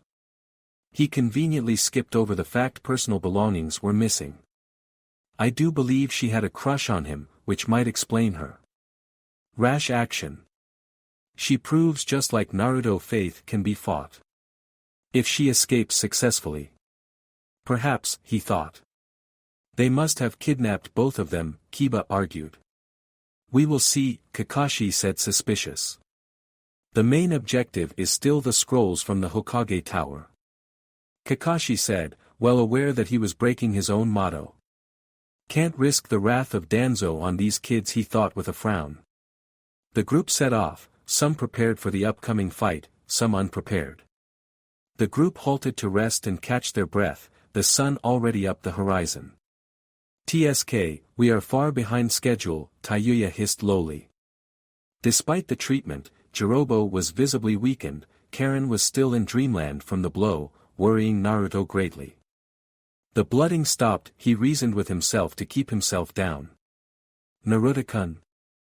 Hinata spoke softly, a tired Hanabi nodding off against a nearby tree. "How is she?" she asked softly. Naruto sighed, "I don't know, I know nothing about healing," he said, frustrated. Hinata nodded, understanding the problem. She noticed something odd at the roots of Naruto's hair. "Is your hair turning red, Naruto-kun?" she asked, surprised. He passed his hand through his hair. "Yeah, Mom did some sciencey just a magic thingy, I had hoped it would be an instant hair change, but something about DNA." "DNA, and it's science," Karen mumbled. Despite the situation, Naruto smiled, "I try to wake you up and you don't react, I talk sciencey stuff, and you wake up Karen-chan." Karen and Hinata chuckled. "We aren't home yet?"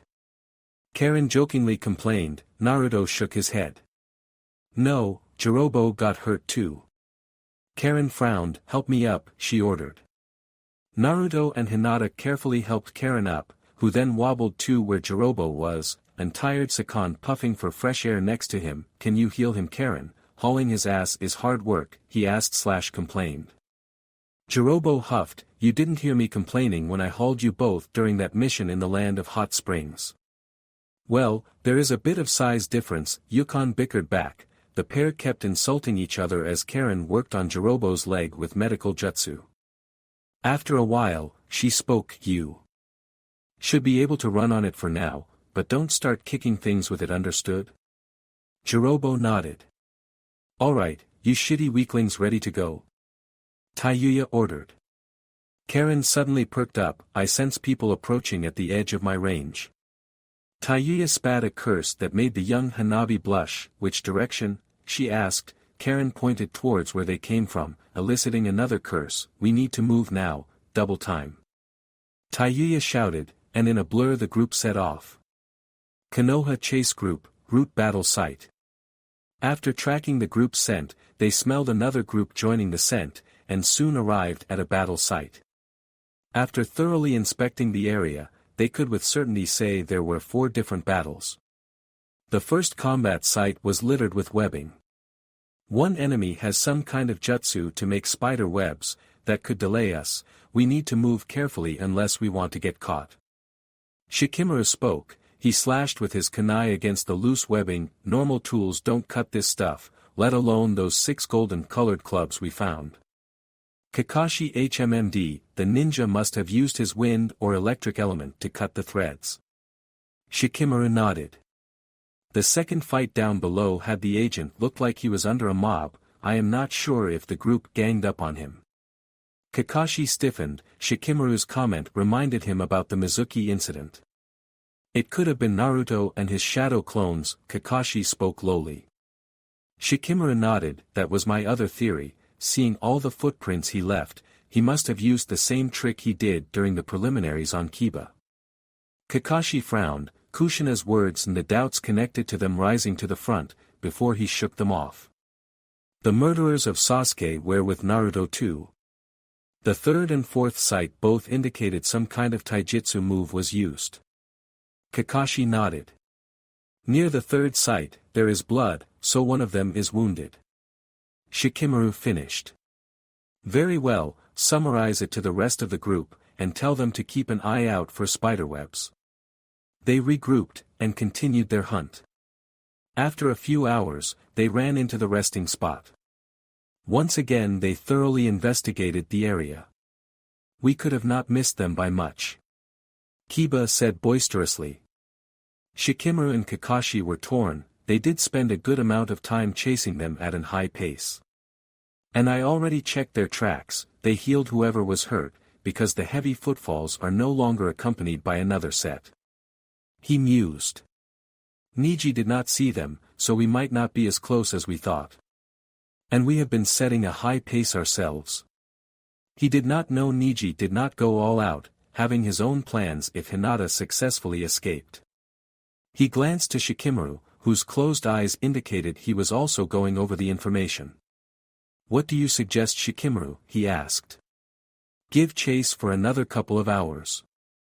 There are not ration bars or other indications they properly rested. They might know we are after them. Kakashi blinked, slapping himself mentally for missing that detail. He nodded his agreement, and raised his voice. We are setting out again, take formation. Kakashi's chase group would spend the rest of the day doing a stern chase of Taiyuya's infiltration group. Taiyuya, aware of their chasers, had switched position with Kidamaru, who sometimes stopped to place webbings with explosive tags with that Naruto clones drew on the tree's bark. These traps effectively slowed down Kakashi's group. And despite the different rest times, Taiyuya managed to keep her command ahead of Kakashi. The sun fell, and both groups spend the night resting, Kakashi correctly presuming that their target was also exhausted, but could afford to rest since they had a superior way of detecting them. The sun rose again, and the chase continued. The pattern of the previous day continued, and Kakashi started to consider calling the chase off. However, Kiba pointed out they seemed to be closing. He was right. Karen once again felt the group at the edge of her ability, forcing Taiyuya to leave half an hour earlier than she had planned. Another night came. This time both groups spent part of it traveling through the endless forests of the Land of Fire. Tayuya trying to make more distance, while Shikamaru had correctly predicted this behavior. During this time Tayuya's group also attempted to set out several decoy trails, having deducted the most likely way they were traced. The attempt failed thanks to Kakashi's superior experience, and lost no time finding the right trail. Halfway the next day, Tayuya decided to make a stand. Kakashi's group now persistently in Karen's range. She knew it was only time before they caught up, and if she was going down, she wanted to go down swinging. Kidamaru, ambush and hold up two of them. Tayuya ordered. Karen, take the Hyuga sisters. She pulled out a scroll, containing the Uchiha parts. And this to Kushina-sama, go. Hinata wavered for a second, before an insistent pull from Karen pulled her away. Naruto and I will gang up on the leader shithead. The rest of you get one, defeat them quickly and help the rest. We will gang up on the leader last, ready fuckfaces. The men, despite the unflattering nickname, nodded. Kidamaru summoned a respectable amount of spiders, who positioned themselves alongside the trees. The moment the chasing squad entered his zone, the smallest spiders shot towards another tree, trailing webbing along the way. Kakashi instantly palmed a kunai, channeling lightning chakra through it, cutting his way through. Kiba and Akamaru did not have this option, and leapt sideward, the rest of the squad following the hole Kakashi made. Kidamaru tried to intercept Niji, but with a well-timed midair defense, he used his chakra strikes to cut his way through. Does everyone have the perk to cut my webbing? Kidamaru complained loudly as Kiba and Akamaru used the Getsuga to drill his way past the webbing other spiders set up. Inwardly he smirked however, he saw that Kiba had to expand a lot of energy to cut his way through, using the rapid strike nature seemingly to his advantage. However, Kidamaru squashed the bad urge to toy around, the leader, recognizable as Hatake Kakashi, who was no push-around, and since he failed to capture two, that meant either Tayuya or Naruto would face him, not a good matchup. He shot a complex of webs, forcing the pair to drill their way through towards him. Kidamaru readied his golden clubs, preparing to finish it at the first opening he saw. Black markings started to crawl over his face. The rest of the squad pushed through. Niji shouted, "I am going to chase the woman holding Hinata and Hanabizuma captive," before shooting away. Kakashi wanted to curse, but knew there was a chance this would happen the moment they found out Hinata and Hanabi were with their target. From the side, Jirobo and Sakan, Yukon on his back, pounced. Naruto and Tayuya came from the front, heading straight towards Kakashi. Sakan, don't underestimate the pineapple head. Naruto shouted as he formed clones mid-leap, intent to dogpile Kakashi.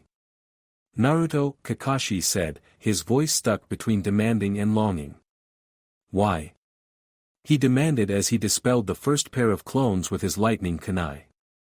Jirobo meanwhile tackled the heavy-set boy on the other team, sending both to the ground. Choji twisted, throwing Jirobo off, who tried to finish it quickly by breaking Choji's spine. Baika no Jutsu, Choji shouted, quickly spinning on the spot. Nikuden Sensha, he shouted as he shot off towards Jirobo as an human boulder. Jirobo, who righted himself, quickly went through some hand seals. Doton, Doroku Geishi, he shouted as he slammed his fists into the ground, which in front of him flipped skyward, forming a wall. Sakan and Yukon heard Naruto's warning as they engaged Shikamaru in a close-range hand-to-hand fight. Why would he warn me? This guy seems weak, he thought. He must have a trick if this weakling is dangerous, Yukon said. Drawing a low, troublesome from Shikamaru. Naruto just had to make sure the arrogant one would pay attention. Clever. Kidamaru versus Kiba and Akamaru. Kiba panted as he and Akamaru landed on the ground, having quickly learned that fighting the spider guy in the trees was a surefire way to get caught in his netting. He tossed a soldier pill towards his partner, who crunched it down. He did the same. Come down here, coward. Kiba shouted. Why should I, you level 1 newbie? I am going to for the perfect win. Kidamaru taunted back, although Kiba didn't get it. What kind of crap are you spouting? He shouted. In response, a flurry of arrows rained down on Kiba, who barely managed to dodge. Akamaru was not attacked, but was too worried about his master. He did not notice the multitude of spiders weaving webs around him. I activate my trap card. Komodomo. Kidamaru shouted. Tiny spiders shot from the webbing that formed a dome around Kiba, who had barely noticed because of the rain of arrows. He dispelled the ones that came close, but the dome quickly filled with webbing. Sayonara sucker. Kiba heard, as he tried to use a tsuga to get out, unable to see the Akamaru who was knocked out by a spider. Get back here. Kiba demanded, trying to find Akamaru. These spider webs are hard, it is going to take too much time to get out, he cursed to himself. Akamaru. Sakan and Yukon vs Shikamaru. Blondie must be a weakling if he thinks you are dangerous. Sakan boasted as Shikamaru ducked, dived and dodged under a continuous taijutsu assault, the twins constantly keeping close preventing him from using his shadow jutsu. His own counter-attacks easily blocked by Yukon, who was slightly more careful than his brother. A kick to his midsection nearly hurtled him into a tree, but he managed to apply chakra to his feet as he shot over a branch, slowing him down enough to land vertically on the side of the tree. He glared at his opponent, taking in the surroundings at the same time. With the sun high in the air, he had a rich palette of shadows to work with, spotting a particular path, taking in his enemy's preferred straightforward movements. He quickly jumped around, leading Sakan and Yukon all according to his unfolding plan. A small smirk made its way as he sank to his keens, and a shadow rapidly shot down, traveling along the shade of the tree, before rushing back up another, catching Sakan and Yukon as they prepared to dash into Shikamaru. Shikamaru calmly lowered his hand to grab a kunai to throw at the pair. The twins having none, meant that the mirrored movement would be no threat. Naruto warned us. Yukon hissed at the thoroughly cursing Sakan. Quit complaining and get him. Sakan shouted back. Shikamaru smirked. There is no wa. Oh crap, he exclaimed in his mind as Yukon suddenly launched out of his brother's body. The speed and surprise not giving Shikamaru a chance to form a second shadow. How troublesome, the Nara thought as he dodged the second bull charge. Naruto and Taiyuya vs Kakashi. Kakashi effortlessly cut his way through Naruto's horde of clones, his single normal eye barely leaving the original. Taiyuya started playing her flute, attempting to ensnare the man in a genjutsu, but he shrugged it off like a light rain. The girl cursed, rapidly pocketed her flute before going through a set of seal. Kakashi recognized immediately, he leapt further backwards, momentarily focusing on the girl. With a cry of Kochios no Jutsu, 3 large humanoid shapes appeared in a puff of smoke, one man blinded. One had his upper body wrapped in bandages and the last carrier a large club, hair hiding its face. They stood as sentries, but Kakashi immediately recognized they started moving when Taiyuya started playing. Must be connected. His instincts warned him he had a large amount of people approaching him from behind. With a quick replacement, he saw a poor log mobbed by Naruto clones, the familiar blonde sending him back into his introspective he was having. Damn it, why didn't I recognize he was Sensei's son? Kakashi berated himself again, he is like a miniature version. And the name, Uzumaki. Kushina was already close with Sensei before the war. He leapt under a massive overhead swing, crushing the clones trying to pin him down. The more he looked at the blonde, the more he felt torn, his mind flung back to the days he just had the blonde under his care, constantly thinking the boy was Kyuubi in a mortal shell. Now that he looked back with a different mindset, he felt like fool, a betrayer to his teachings from his sensei. He played favorites, and effectively tried to send 2 genin to their doom during the Chunin exams. I send them all to their doom. Sasuke had the power, but lacked the mindset. Why did I try to make him stronger? He would only end up hurting everyone to gain more strength. He would be worse than scum. Seeing the determined blue eyes, so reminiscent of the man who might as well have been his father, Kakashi's spirit fell. He just wanted to go home and give up. Risking the rest of the genin was not worth it. Attacking the son of his sensei was not worth it, not for a man like Danzo. That man is going to be the death of us all, Kakashi realized. What the hell is he thinking by sending Genin after a skilled team of infiltrators and assassins? Suddenly more information clicked as his body dodged and repelled the clones and summons. Somewhere in the back of the mind he registered the snakes trying to poison him. As his mind whirled trying to find a plausible explanation to disengage, a loud crash echoed through the trees. Jirobo dodged sideward the moment cracks started to form in his wall. Moments later Choji crashed through, plowing into the tree behind him. You are stronger than I thought, Jirobo admitted as Choji returned to his normal size. But not strong enough, he exclaimed, as he charged forward, landing a powerful punch into Choji's side, blasting his backwards. Jirobo watched as Choji picked himself up, revealing a transparent container, 3 round pills, green, yellow and red inside them. His interest peaked when Choji popped open the lid of the green one, and took the pill. He then slapped himself mentally for his arrogance as he felt Choji's power increase, and tapped into his seal, black arrowheads crawling over his skin, increasing his power as he met Choji's hand-to-hand counter-attack hidden, blocking, counterpunching and smacking away powerful blows, countering with his own. After redirecting a particular powerful blow, Jirobo used the opening it gave to smash Choji across the clearing. Choji wobbled back to his feet with a groan, and went for the pocket containing the 2 remaining pills. Jirobo shot forward, not wishing to give Choji the chance for another power boost. I will not give you the chance. Jirobo exclaimed. Choji leapt to the side, flipping open the lid of the yellow pill container. As he tried to reach inside, an arrow shot into the box, skewering the pill, before exiting, splattering the yellow pill inside the container. Ha, no overpowered boost items for you. Kidamoru shouted from his hiding place, smugly lowering his bow. Jirobo groaned at Kidamoru's arrogance. He turned towards the Spider-Man. Do not underestimate our opponent. He was interrupted by a loud crunch. Choji, seeing he was outnumbered, took the red pill not to fail his teammates. Cho Baika no Jutsu, Choji exclaimed, rapidly increasing in size. Jirobo instantly responding by delving deep into the power of his seal, his skin turning red, slightly increasing in size. Kido, legs, he ordered as he shot upward.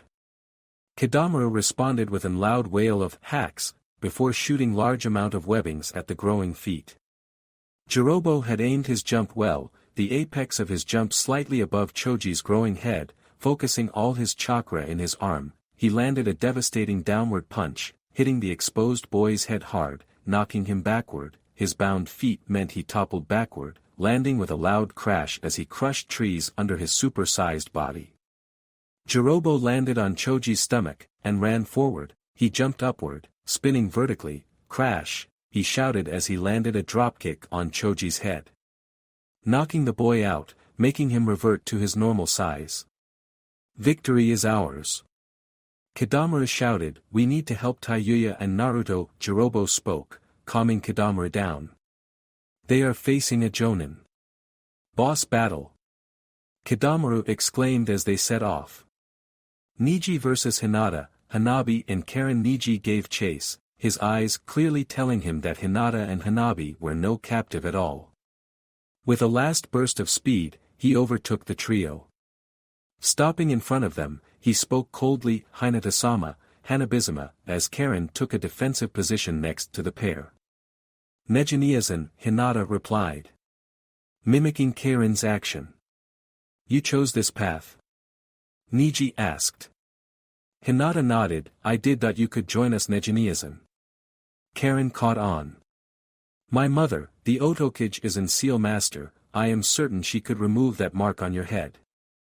Niji wavered momentarily, the siren call of freedom was alluring indeed. A scowl then made its way on his face. If I run and it's found out, the Branch family will suffer. I cannot. He spoke loudly, affirming his own decision. Hinata looked surprised, but then understanding flashed in her eyes. Karen tensed, prepared to attack. What will you do then? She asked. In response, Niji flared his bloodline, double-checking there were no eavesdroppers. I will let you go. And claim I killed you Hinata-sama, Hanabizuma. Both girls looked confused. But they will punish you when they find out we survived Nejiniazan. Hinata countered. Niji shook his head. By the time they do, I will have taken your place. Karen looked confused, but Hinata looked shocked, before her expression softened. I see. You are hoping to force Hayashi to keep the leadership in our family line by making you the new heir. Hinata extrapolated. Niji nodded, impressed the girl had such an acute understanding of politics. One more thing I did not know about you Hinata-sama. He mused. Don't trust him Niji, don't trust any of them, Hinata continued, her words indirectly showing her approval. Nor give them any weaknesses. I did not want to give up on removing the seal from the clan. But they would use Hanabi against me, or if she became heiress, the other way around. Karen looked appalled at the information, while Hanabi looked down. Niji was mildly surprised, unaware the main family was so cutthroat behind their doors. Thank you Hinata-sama. I wish. His words were cut short, as he suddenly was forced backwards, a deep wound cut into his stomach by a bone's word. Karinsama, are you alright? Kimimaro droned as he stopped momentarily. Stop Kimimaro. Karen shouted. He is not an enemy. Kimimaro turned around, his face neutral, but his eyes showing his lack of understanding. Just let him go, Naruto and Taiyuya are fighting the Kopii Jonin. Kimimaro eyes narrowed, and with a nod, he shot off, not sparing a glance towards Niji who was trying to staunch the bleeding. Hinata shot a pleading look to Karen, who with a leap, landed near Niji to help him. With a single bloody arm, he pushed her away. I will be alright, he spoke calmly, this will make my story more believable, please leave. He pleaded. Hinata and Hanabi looked conflicted. Please, for my sake Hinata-sama, Hanabizuma. Give me this chance to save my family. Hinata did not miss the implication what would happen to the main branch in those words, but resigned. When she made her choice to go with Naruto, she forfeited her hopes to reunite the family herself. Good luck Nejiniazan, may you succeed to end the branch family's suffering. Hinata spoke formally. Thank you. Niji replied softly, before dashing off, trailing blood as he went. We need to go. Karen spoke as she watched the wounded Hyuga leave. The sisters nodded sadly, before following Karen away. Sakan and Yukon vs Shikamaru. Shikamaru wished he was sleeping in when Kakashi fetched him and Choji for this emergency mission. Running for a couple of days was tiresome and troublesome. Confirming one of your enemies was an old classmate compounded it. But he could deal with that. Troublesome, yes, but he could deal with it. I can't deal with this splitting jerkwad however, he is far too troublesome. The lazy Nara thought with an uncharacteristic curse. I spent the last 10 minutes trying to make him use something else than taijutsu. He is part of an apparent elite infiltration group, he should be able to do more than punch me in interesting and anatomically incorrect ways Shikamaru thought. Or, he went on in his head as he dodged under a particular dangerous kick, before blocking the follow-up punch, and redirecting the kick. That came after, unbalancing the pair until Yukon sprouted the extra limbs needed to stabilize himself, before throwing them both back at Shikamaru. He is here solely for his infiltration abilities, not combat one. Why was that woman so confident in his victory then? It didn't fit, Naras don't like it when it doesn't fit. With a resigned sigh, Shikamaru executed the plan he formed moments after his first one failed, holding it off to see there were any other surprises that could kill him. With a leap, a well-timed explosive tag and a hail of shuriken, he forced the pair back. Midair, he attached wire between two kunais and threw them the pair to different trees. Taking position on a large branch, once again shooting his shadow down. As he expected, Sakan bull rushed towards him, despite the warning from his brother on his back. He snapped against the wire, unbalancing him, landing roughly on a branch halfway. A moment later he was ensnared again. Yukon launched forward, but Shikamaru used the mimicking part to make Sakan grab Yukon, who escaped his grasp, but flailed around in the air, barely managing to grab a branch. He pulled himself up, to the relief of both Sakon and Shikamaru. Nearly messed up my plan there. Sakon also saw the sigh. He was puzzled for a moment. Yukaoan, move it is a trap, he shouted, but it was too late. A second shadow snapped forward and ensnared Yukon. Kagemain no jutsu successful, Shikamaru intoned. Knowing that neither brother had a kunai pouch, he calmly went for his own, the pair uselessly mimicking. Suddenly, black markings spread over both as they realized the danger, struggling harder, their skin turning red and their visages demonic. Shikamaru rapidly threw a pair of kunai, his lazy demeanor evaporating as he felt his jutsu fail. Sakon broke free first, leaping forward and barreling into Yukon, dodging under his kill shot and absorbing Yukon as he went, who broke free a split second too late, taking the kunai in the chest instead of the throat.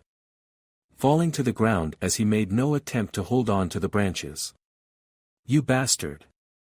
Sakon bellowed as he landed and lashed out to the base of the tree Shikamaru was on, who quickly leapt to another. What an increase in power! Too troublesome. Shikamaru thought with a tinge of panic as he barely managed to dodge a flying kick. Physical strength increased tremendously if he can launch himself like that from the ground. I need to retreat, I can't win this. Shikamaru analyzed, and his hand rapidly dove into his equipment pouch, retrieving a pair of flash bangs. As Sakon charged in again as a berserker, he threw them in front of Sakon's path, detonating them as he came close. ARG, Sakon screamed in pain, before instinct took over and start dodging on instinct, trying to avoid Shikamaru's next shot. He would wait for quite a while, as Shikamaru took the chance to run away. Oh yeah! Boss fight time! Kidamaru shouted as he tried to ambush Kakashi from behind. Who kept passively dodging Naruto's and Taiyuya's attacks, much to their annoyance. Jirobo silently circled around, joining Naruto and Taiyuya. Kidamaru soon following. The four watched Kakashi calmly removing his headband from his Sharingan eye. He is getting serious, Naruto said calmly, knowing he would be in for an hard fight. He opened the connection to Kyubi, who to his surprise stayed silent. The cycloptic bastard has been toying with us the entire time. Taiyuya cursed. He is one of the best jonin from Konoha, be careful, Jirobo added. Kidamaru just smirked, anticipating a good fight, his seal responding, markings slowly making their way over his body. Taiyuya saw it happen in the corner of her eyes, and agreed. Level 1 everybody, let's get this bastard and go home. I want wash my hands again after handing the Uchiha parts to Kushina-sama. Kakashi HMMD, so. You were the one who killed Sasuke, he prodded. Fuck yeah I did, power-hungry fuckface never asked why he got a freebie in power. Taiyuya taunted as markings started to cover her skin completely. Idiot believed he'd get Kushina-sama's to be his wife too, she laughed, before sending her puppets forward. Kakashi started his counterattack, he shot forward, weaving between the puppet's attack as he formed hand seal, casually tilting his head to allow an arrow to shoot past. Katan, Gokakyu no Jutsu, he spoke calmly, burning the backs of the zombie puppets. Elicting a stream of curses from Taiyuya. Kakashi grunted in pain as he whirled around and was forced to block a haymaker from Jirobo before sending him back with a well-placed kick. Naruto was right behind the big Oto ninja, but Kakashi effortlessly threw him to the side before doing a backflip to avoid another arrow, shrugging off the genjutsu Taiyuya tried to cast on him at the same time with little effort. Upside down, he effortlessly formed more hand signs, and as he landed on his feet, he sank to his knees while hitting the ground with his fist, and in response a large earthen wall shot up with a Doton, Dorihiki. The wall stopped the storm of spiders Kidamaru had summoned. We need to power up. Kidamaru shouted in frustration as he glared at the rock wall, dog faces grafted into it. You will not, you shall complete the mission Kushina-sama gave you, a voice suddenly spoke. Kimimaro? Taiyuya asked surprised, not expecting reinforcements. Correct, go, Kimimaro droned. The rest exchanged glances, before setting off. Naruto asked as they left, what about Sakon and Yukon? They will be fine, Jirobo replied, as long they are together, the Nara should not be a problem. The earthen wall Kakashi had made sank back into the ground, allowing him an unobstructed view of Kimimaro. You are not going to gang up on me, he drawled lazily. His mind working overtime on the possible abilities of the newcomer. That will be unnecessary. Naruto and the group made a good distance when suddenly a loud rumble sounded and a massive outcrop of bones sprung up behind them. Shit, Bonehead is going all out, Tayuya cursed as she glanced back. Hataki was truly toying with us then, Jirobo spoke, his offended feelings clear in his tone. Must be one epic battle, Kadamura spoke, we nearly are at the target location, the four soon found Karen and the Hyuga sisters, a loud crash roaring from the bone field. Karen, do you sense the twinquerpeds? Tayuya asked. Karen shook her head. Tisk, Kadamura, send a group of spiders to find the idiots and guide them to Oto, they couldn't find their way home with a map stuck in both their asses. The group continued on, soon joined by the tired twins who were pissed off for some reason, but nobody managed to pry the reason out of them. They crossed the fire/sound border without further issues when the night started to set, and pushed in until they ran into a patrol, who graciously kept watch as the group rested.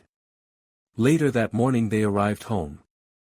Earlier, Kakashi panted as he pulled his hand out of Kimimaro corpse, carefully balancing as he put his headband over his Sharingan eye. Don't want to impale myself on these bones because I ran out of chakra, he mused to himself as he popped the third soldier pill, having used 2 earlier during his exhausting fight with the bone user. Good thing I started to pack these things again after my adventure with Sabuza. Kami, I let myself slide, didn't I? He thought to himself. I was lucky this man. He gazed at the transformed Kimimaro, who looked like a dinosaur. Seemed to be dying of something. He felt his chakra return, and he carefully hopped his way through the field of spiky bones, impressed that such a youth could unleash such devastation. I hope nobody got caught up in that attack, he prayed as he jumped into a tree, now clear of the field. He bit his thumb off, formed several hand signs. In a puff of smoke, his pack of dogs appeared, all gaping at the field of bones. He chuckled, you don't want to chew on those, it'll ruin your teeth. Those bones are harder than steel. He saw several disappointed looks and chuckled again. Pakken tore his gaze off the bones and focused on Kakashi, the rest of the pack reluctantly following his lead. What do you need of us, Kakashi? Find the rest of the squad I came here with and bring them here if they can move, if they cannot, come back yourself so I can pick them up. The dogs nodded and set off. Naruto took a deep breath in before his mother hugged/strangled the trio the moment they entered the office, the rest of the sound force snickering behind them. Thankfully his mother didn't start to babble, and released them before anybody could turn blue. He glanced to the sides, seeing Karen. And to his surprise, Tayuya smiled. The atmosphere soon turned serious again, where each group gave their reports about their activities in Konoha. Kushina frowned at the perceived amount of patrols, her frown turning deeper at the description of the battle with the rude agents. She winced when the group explained that they encountered Kakashi, glad they escaped alive, but with a sinking feeling realized Kimimaro would not be returning. Tsunade didn't make much progress curing his disease, and she knew the man sought to die, usefully. Afterwards they were dismissed, however Karen, Tayuya and Naruto were dragged along for lunch, recounting the tale again, and Naruto and Tayuya getting scolded for trying to fight Kakashi with just the two of them. Both pretended to list attentively. Naruto took off to show Oto to Hinata and Hanabi, the latter quite nervous about living underground from now on. To her relief, the training rooms and several other areas were quite large in every dimension, which made her feel much more comfortable. During the tour, Hinata noticed, despite her shyness of being near her crush, who acted much more open with her now, saw that multiple women were eyeing her man with far more interest than she was comfortable with. It must be because he is the son of the leader. And handsome, she thought, her blush increasing as Naruto caught a passing Duran to explain to Hanabi how the schooling system worked in Oto, who promptly dragged her away to introduce Hanabi to her adopted son Yukimaru, winking towards Hinata as she left. Hinata fidgeted, unsure what to do now she was alone with Naruto, with nobody around who could harm her for being with him. Naruto, although not outwardly fidgeting, was also suddenly wondering what he was supposed to do. He blurted out first. "Want to go somewhere to eat?" Hinata nodded demurely, not really hungry, but also quite clueless on what to do. They quickly found a cafeteria, and managed to fill their time talking about trivial things. At the end of their second lunch, Hinata was taken away to talk with Kushina about her joining of Oto, and how the pair wanted to deal with Hanabi becoming a ninja of Oto or not. With nothing left to do, Naruto considered talking to Tsunade about learning more about field medicine, so he wouldn't feel so hopeless again as he did when he saw Karen injured, but had no clue where to find the bus to Senju. He shrugged and decided to relax, he could find her tomorrow. The next day was marked by 2 arrivals, one expected, one unexpected. The expected one was Temari, who had to spend more time than expected to travel between the borderlands of several nations nearly at war. Before successfully entering Oto-controlled territory, she was soon guided to Kushina. Temari walked into the office, greeted by a smiling Kushina. "Hello Tamarican, how are your brothers and father and did the journey go all right?" she asked kindly. Temari smiled in return. "Hello Kushina-sama. Kankuro is playing with his puppets as usual, and I think Gaara has a girl crushing on him." Kushina eyebrow shot up intrigued. "Era, does he know?" Temari chuckled, "I don't think so." After a moment of silence she continued, "Dad is all right. Despite Gaara and Kankuro keeping their distance, he does his best to stay involved in our lives." Kushina nodded, pleased that the man truly listened to her advice and stuck with it, regardless of the adversity. "And the journey?" Kushina inquired again. "I had to travel the long way around, but it was doable."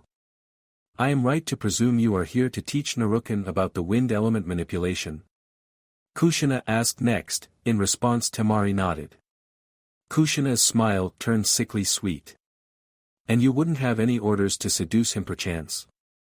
Temari blanched, the tone the woman was using sounded sweet, but underneath it promised the destruction of her entire being.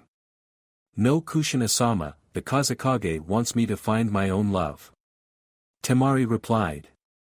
She sighed in relief as the smile turned normal, but the next words warned her she wasn't in the clear just yet. "Good, Naruken brought his own girl home, so don't bother them please. The underspoken, 'I will rip you in so many pieces you wouldn't be found on a petri dish,' came over quite clearly." "Understood Kushina-sama," Temari replied quickly, fidgeting on the spot. "Excellent," Kushina beamed as she signaled for 2 ANBU members. "Take Tamarican to training area, and fetch Naruto and inform him his wind manipulation trainer is here." Both men nodded, one shooting off to find Naruto. Naruto was searching for Tsunade when the ANBU member found him, and he quickly turned around and hurried over to the designated training area. When he saw the familiar blonde with pigtails, he yelped surprised, "Temari." The girl chuckled. "Hello Naruto, how have you been after the invasion?" Naruto smiled in return. "I have been doing great Temari, did you manage to get your brothers away safely?" "I did, thank you again for helping us against the Toad Sannin." "No problem," he switched subjects. "So you are my wind manipulation trainer?" Temari smiled dangerously. "I am indeed, I expect you to work hard." "Of course," Naruto shot back. She gestured Naruto over to a pile of leaves. "In Suna we would use the leaves of a palm tree, these little leaves have to do." She picked one up, holding it between her hands. "Now the first step is to solely use wind chakra to cut the tree leaf in half." She opened her hands, showing the split leaf. Naruto spent the rest of the day not making much progress. In frustration, he made a couple of clones to do the same to Temari's surprise. He explained to her why he did it, and why he didn't create more clones. At the end of the first day, he managed to make a tiny cut into the leaf, but he felt he started to get the hang of it. As Temari instructed Naruto, Kushina dealt with the unexpected quest. Before her stood purple-haired woman she had last seen in Konoha, beside her was a bandaged girl, also with purple hair. I did not know you had a daughter Anko, she teased as the pair fidgeted at the place in nervousness, having been led a merry-go-around through a temporary entrance, traveling a good part of the morning underground before being barraged by questions and inspections. Anko sputtered. She is not my daughter, I saved her from a sick fuck who kept her leading along about being cured by something he inflicted on her himself, she shouted back, completely missing the playful smile on Kushina's face until she came to the second part, where it turned to a frown. I see, she spoke calmly, walking from her desk to the girl. Isaribi, is your name correct? She said with a gentle smile as the girl started to hide behind Anko's legs, much to the woman's embarrassment. Giving a shy nod. Is it alright if I call you Iseiken? Another shy nod from behind Anko's legs. Kushina gently pulled the girl away from her shelter, slowly undoing the bandages, much to the girl's dismay. Underneath the bandages were green scales instead of normal skin, and Kushina frowned slightly. I presume Iseiken can transform into something else? She asked Anko. Anko nodded. Amachi called it the Kaima form.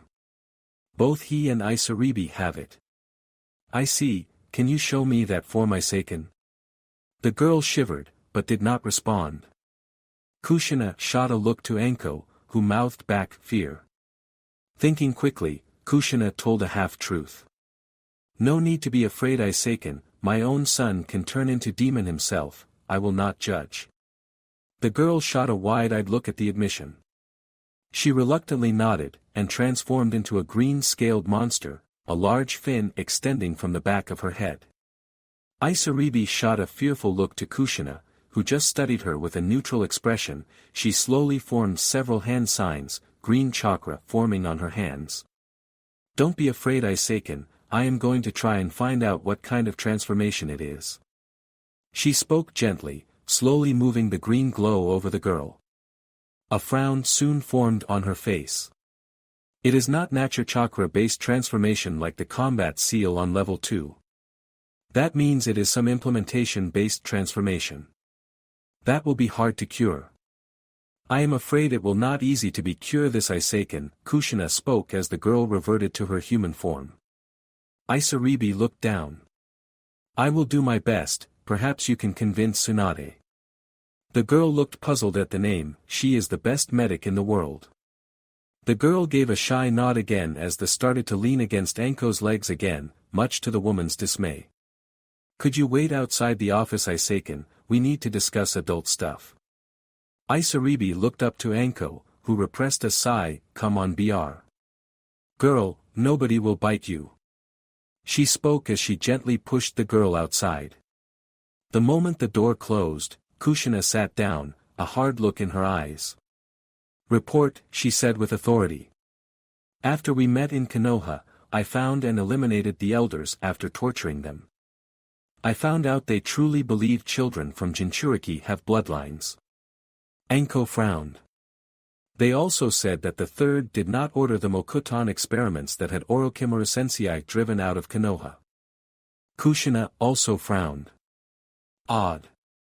Perhaps Danzo ordered it then, he is the only person with the will and authority to pull it off. Anko nodded in agreement.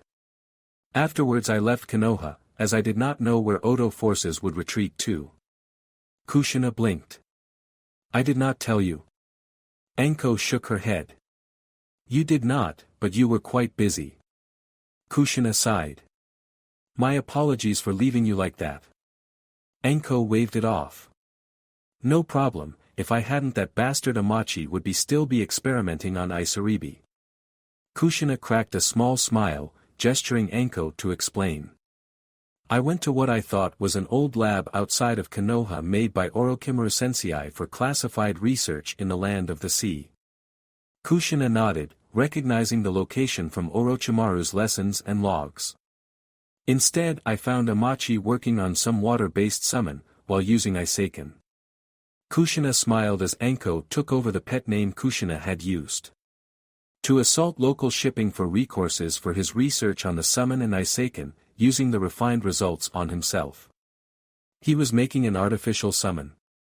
Kushina asked, intrigued. Anko nodded. Yeah, he shouted something it would trump a supposed ultimate summon some other madman was making. She rummaged through a small backpack she carried, pulling out a scroll. Before I torched the place to the ground, I salvaged as much paperwork as I could, not that I could make much sense of it. She finished with an helpless shrug.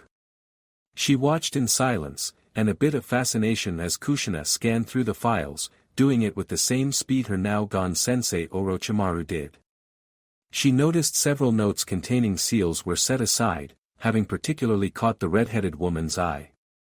Not as much information on the transformation on Iseiken as I hoped. I am afraid healing her from the transformation we will have to take the long and hard route. Kushina spoke after a while. Anko, having grown close to the girl without admitting it, sighed. So she can't be cured? Anko asked in confirmation. Kushina shook her head. She can, but it will take longer than you think. I cannot dedicate my time to it with the current world situation. And I am not sure if Tsunade wants to help. Anko scowled, but nodded her understanding. Kushina focused her gaze on Anko, who stiffened. So what do you want to do, Anko? Kushina asked, her tone friendly, but the undercurrent stern. Anko blinked in confusion. I thought I would be joining Odo forces. She replied. I am not forcing you to just because I am Orochimaru's successor. That would make me the same as this Amachi person. Kushina replied, I will fix the prototype combat seal so it no longer causes you random bouts of pain, and remove the failure of a chakra transfer system regardless of your choice. Anko's eyes widened, thank you. I will fight for Odo if you let me. Kushina smiled back, and tossed the woman a headband. First order of business is to settle in, and bring Iseiken to Karen then. Yes ma'am. Kakashi sighed silently in relief as he saw the Konoha's massive walls, nearly repaired, in the distance. His team, aside from Niji, took surprisingly few wounds despite being outnumbered, and in certain cases outclassed. He was grateful Kiba's and Choji's opponents found taking him down more important than finishing them off. Granted, Choji would be nursing an headache for a while longer, while Kiba might have gained an irrational fear of spiderwebs, but it was better that death. He was surprised Niji was able to kill his cousins without any apparent remorse, remaining stoic, and quite clearly fearless of the possible reactions to a branch member killing two main house members. He is also far too calm and composed for someone who killed his family. Kakashi thought with a frown, but decided not to prod. For all he knew the boy was putting up a front, but only the likes of Inochi could properly analyze it. Kakashi was quite a mess himself until Kushina and Naruto slammed some sense into him. Which brought him to his next, and what he considered real problem. The dead team we found were not a group true ANBU. It was a public secret. Danzo did not completely disband Root, but nobody ever found proof. He frowned further as his ANBU mindset analyzed further, taking in all the rumors he had heard in the Jonin lounge, the amount of patrols he had spotted both inside and outside of Konoha. That man. Danzo had far more Root troops than expected. And Jiraiya never returned with Tsunade. Something is wrong here. He mused. Once checked out by the gate guard, he quickly sent Choji and Niji to the hospital. Kiba went home while Kakashi and Shikamaru headed towards the Hokage Tower to report. It was clear Danzo was displeased by the mission's failure, although he seemed slightly mollified the enemy did not get their hands on live Byakugan wielders. Kakashi expertly kept his expression neutral, but inwardly seethed at the man's casual writing off of lives. After the rapport, the pair left. Shikamaru went home. Kakashi went to the memorial stone. As he watched the names of his sensei, Rin and Obito, he wondered how he started to waste his life like this. He never really honored them by just sadly starting at their names. Danzo was trouble, so he would follow his sensei's steps and fix it himself. For that I need to gather my friends and find out more about my enemy. Knowing Danzo, he will start a war in some kind of attempt of world control. He cannot be trusted to look after the leaf. His resolve set, he went off, making plans as he went. Danzo allowed his displeasure to show as the copycat ninja and the Nara left his office. The enemy successfully managed to steal a lot of classified documents, even he did not know what was missing or not, as only the third Hokage knew the full contents of the room the Kyubi container had ransacked. That a genin managed to nearly blow up a section of the tower, after infiltrating it without his agents noticing, was making a mockery of his extensive training programs. A detail that displeased him greatly. Danzo knew Konoha's security was to lax, but for a group to hit 3 targets at once, only spotted once well outside Konoha, showed major weaknesses. I need to officially take the Hokage hat. Moral will take a blow with Tsunade's betrayal and this infiltration. How do spin this in my favor? The man thought, steering his thoughts into more productive ways. He quickly sent out his root ninja once he had a plan, assembling the collective clan heads for him to officially take the title. I will use this infiltration mission as a proof I need to become Hokage. I will write off Tsunade as a traitor to the leaf, but I will need keep an eye out on Jiraiya. I will need to ward that perverted fool far away from Konoha without telling anybody. Moral would plummet further if all the 3 Sannin are gone from Konoha. Danzo planned in his mind as he settled into the improvised council room, the Nara clan head already lazily making his way in, throwing a weary look towards Danzo. Outwardly Danzo showed nothing. He will be a problem, he thought. Niji looked like he was hewn out of stone as he calmly reported to Hayashi he killed both his daughters who turned traitor. The man himself was iron-faced too, not given away any emotional response to the murderer of his 2 daughters, his last links to the wife he loved. Hayashi dismissed Niji after the rapport, blinking away a tear as he realized he nearly lost everything now. The only way he could preserve order was to make Niji the new heir, keeping the leadership of his clan in his own family line, perhaps repaying the debt he felt he had to his brother for failing him again. Niji meanwhile made his way to the leader of the branch house, quickly and quietly explaining his plan and gamble. The man was dismayed the youth took such a risk after killing the potential heiresses, well aware Hayashi could have killed the upcoming prodigy with a single hand seal. As Niji further explained his plan should he designated heir, the man shook his head, but couldn't help but agree. All thought the risks were great. With the elimination of Hinata as possible heir, there were no other children to take the seat in Hayashi's line of family, and it would be worse if another family line in the main branch would take leadership. He just hoped Niji would not change upon becoming the heir. Danzo smirked as the council of clan heads played to directly his hand. He assigned 2 public root agents to become his advisors, meaning unless another attack directly on Konoha happens, he is in full control of the leaf now. With his authority he could now put more pressure on Shibuki. The supposedly spineless leader of Taki was showing quite some backbone over the letters that were exchanged. Danzo suspected the man would fold upon having some personal time with some root agents, but doing that before he became Hokage would be dangerous if the people like the Nara found out. He quickly assembled a team, telling them to keep themselves unmasked until they were near Taki to avoid suspicions.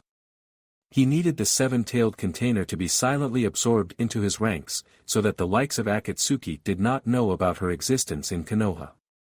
That way he could have his hidden ace without the burdens that came with her kind.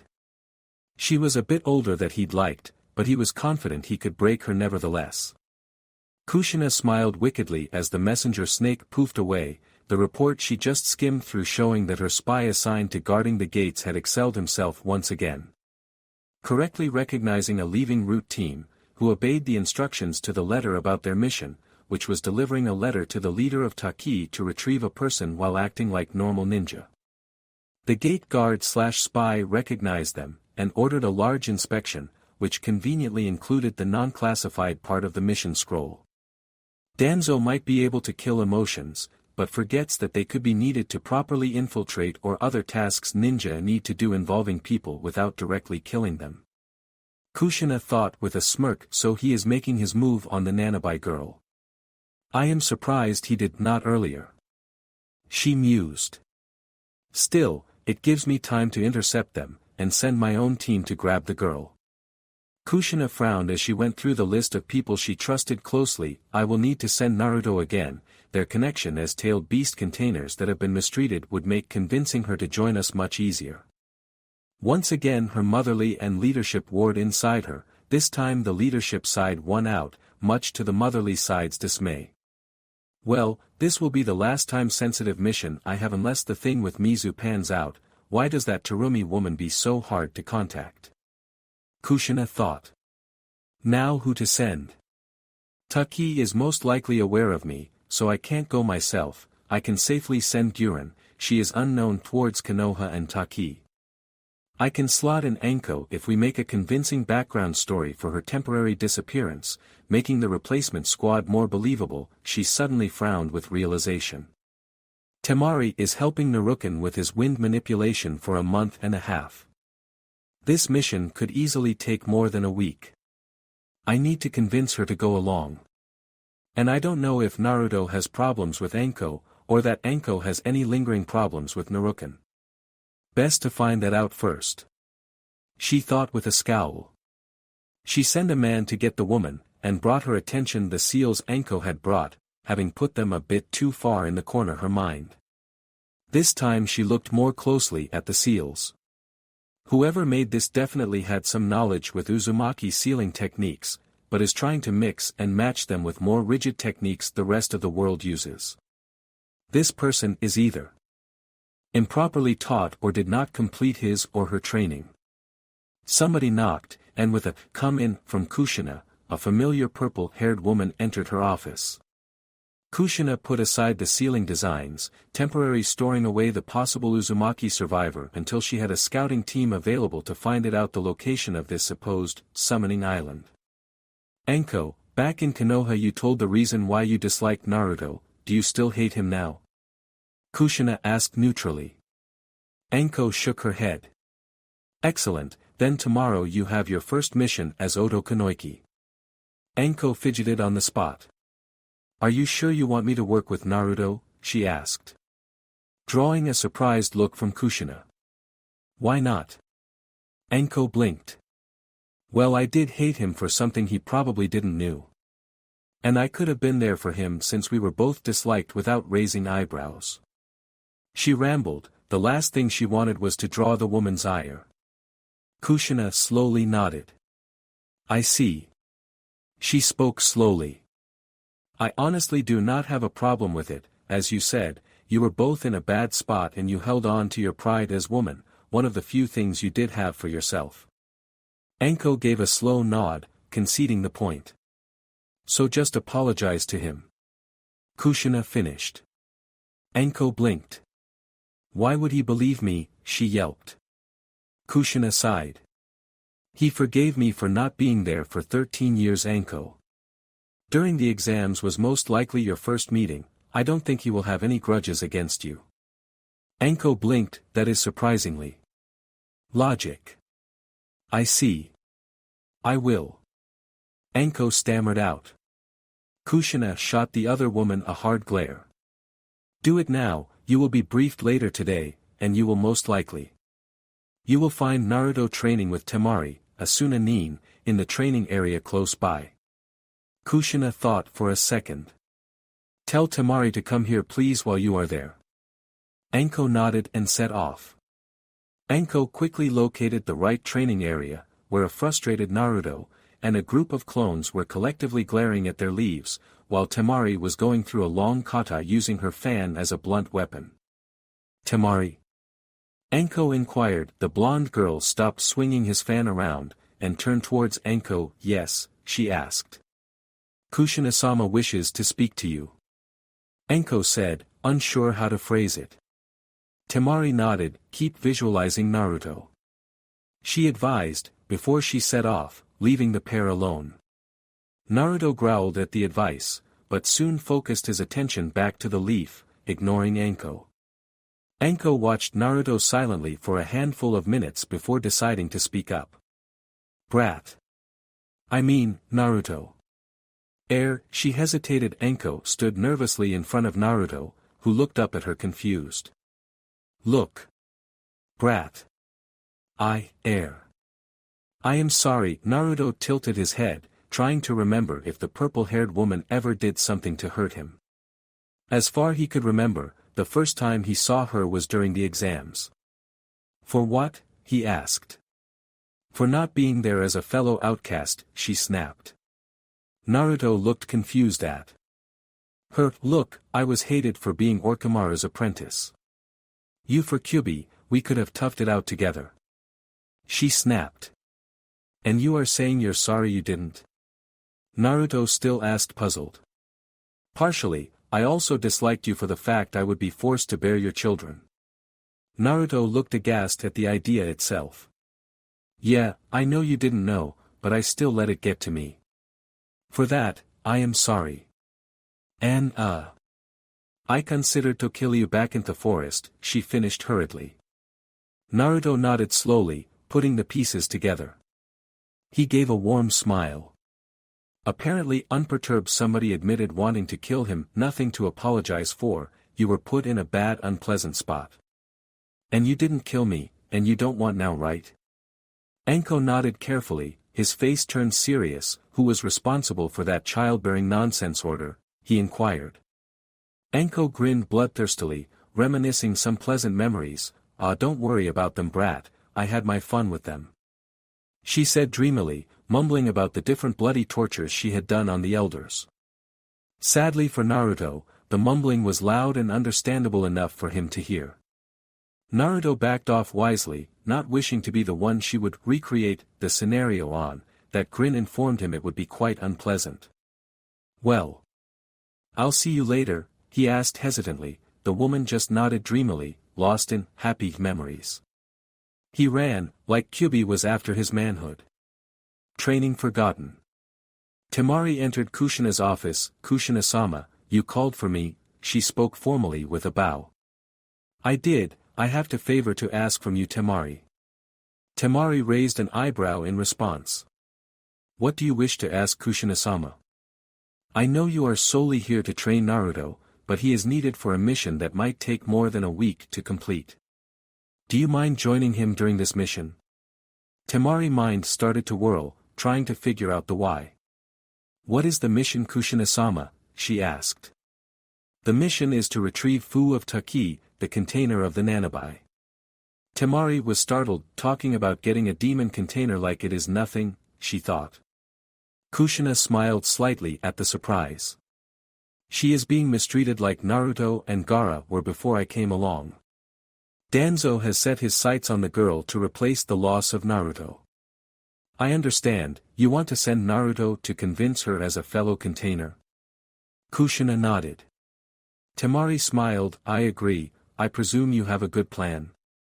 Kushina nodded again, now with a feral smile gracing her features. I do indeed, you will be briefed later today. Prepare your things and tell Naruto and Anko to do the same. Temari exited the office, heading back to the training ground, running into Naruto, whose skin tone was a bit lighter than usual. With a raised eyebrow in curiosity, she asked, why did you stop training? Anko. Well, I don't want to be near her right now, Naruto replied. Why? Don't want to be here subject when she is going to recreate those torture things she was talking about before I left. Naruto replied plainly. Temari shook her head at the apparent craziness. Right. Well, Kushina-sama has a mission for us later today, get yourself ready for it. Naruto nodded, and set off. Gyuren stepped in Kushina's office, being summoned soon after returning from a patrol, keeping their eyes on Kyumo's forces, the Raikage getting twitchy in the non-war situation. Did something happen while I was busy? She wondered as she took in the rest. She saw Naruto, a blonde-haired girl slightly older than him she didn't recognize, and some purple woman she didn't recognize either. Who are they? Gyuren, you are here. Allow me to introduce you to Temari, daughter of the Kazekage, and Anko, Orochimaru's first apprentice. Temari, Anko, this is Gyuren, wielder of the Shoten bloodline and team leader of this mission. Seeing Gyuren's slightly surprised expression, Kushina decided to elaborate. I know this is sudden, but we are on a time limit. Danzo made an overt move to gain the nanobi container, a girl named Fu. There is more information in this file. Kushina said with a wave of a small folder. Surprisingly, Shibuki refused to simply hand over the girl, and there has been some suspected letter contact between him and Danzo. However, Danzo has decided to send some people, probably trying to capitalize on Shibuki's supposed cowardice. You are to eliminate the root team, who are traveling unmasked until they get close to Taki. Since Taki does not know their physical appearance, and none of you are famous enough to recognize aside from perhaps Anko, you will infiltrate Taki and convince Fu to join Odo, or dissuade her to fight for Konoha and its allies. She commanded sternly. She threw a file at Naruto, who caught it. Here is some information you can use in your arguments to convince her to join. She is also a mistreated demon container, so you are our best shot to convince her to join us. Naruto nodded, understanding why he was the best shot. You will intercept the root team soon after they cross the Taki border, thanks to the summon snake system we know roughly when they left, and which routes they could take. Once there, Naruto and Anko can summon some scout snakes to inform them which route they decided to actually take and intercept them. Kushina handed Guren another folder. These are the most recent patrol routes we have observed, sadly Taki, despite effectively being in Hidden Hamlet. Kushina quipped about Takigakure shinobi force. They control and gather information well, however their communication with Konoha is subpar from what my spies observed, where the Konoha headbands that are stored once you leave Odo territory and bluff yourself a way through if you have to. Kushina frowned suddenly for a moment. Should they by some miracle recognize Naruken? Naruto groaned silently at the nickname, much to Temari's amusement. Tell them the entire Konoha lost its Jinchuriki is a lie to the gate guard, but keep him out of Shibuki's sight then. In fact, it is best he stays out of the Taki's leader's sight in any case. Understood Kushina-sama, Guren intoned, expertly hiding her own tiredness and surprise of the mission. Any questions? Kushina asked, nobody responded. Very well, you will leave at the west exit immediately. Don't worry Guren, I will inform Yuki-chan that you had to leave on an important mission. Thank you Kushina-sama, no problem, Kushina replied with a smile. Now go. The squad shot off as the Nanobi retrieval squad left her office. Kushina heaved a sigh, sending her son out was harder than she thought after the mission to Konoha.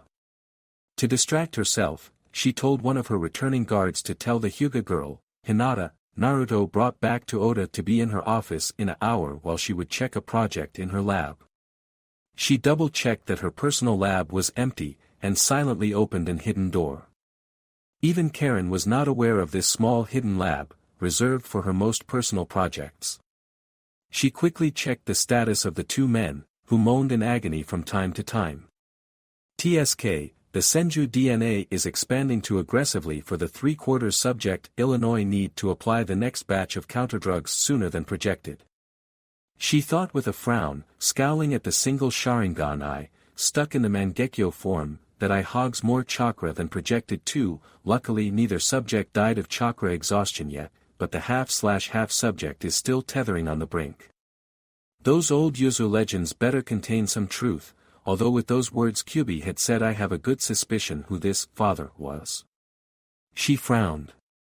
Shame the old legends never described what the beast was that he defeated. She suddenly frowned. That sounds like the line of nonsense they fed Konoha's younger generation. How did he defeat an apparently powerful beast? She momentarily thought about the supposed tools the man had.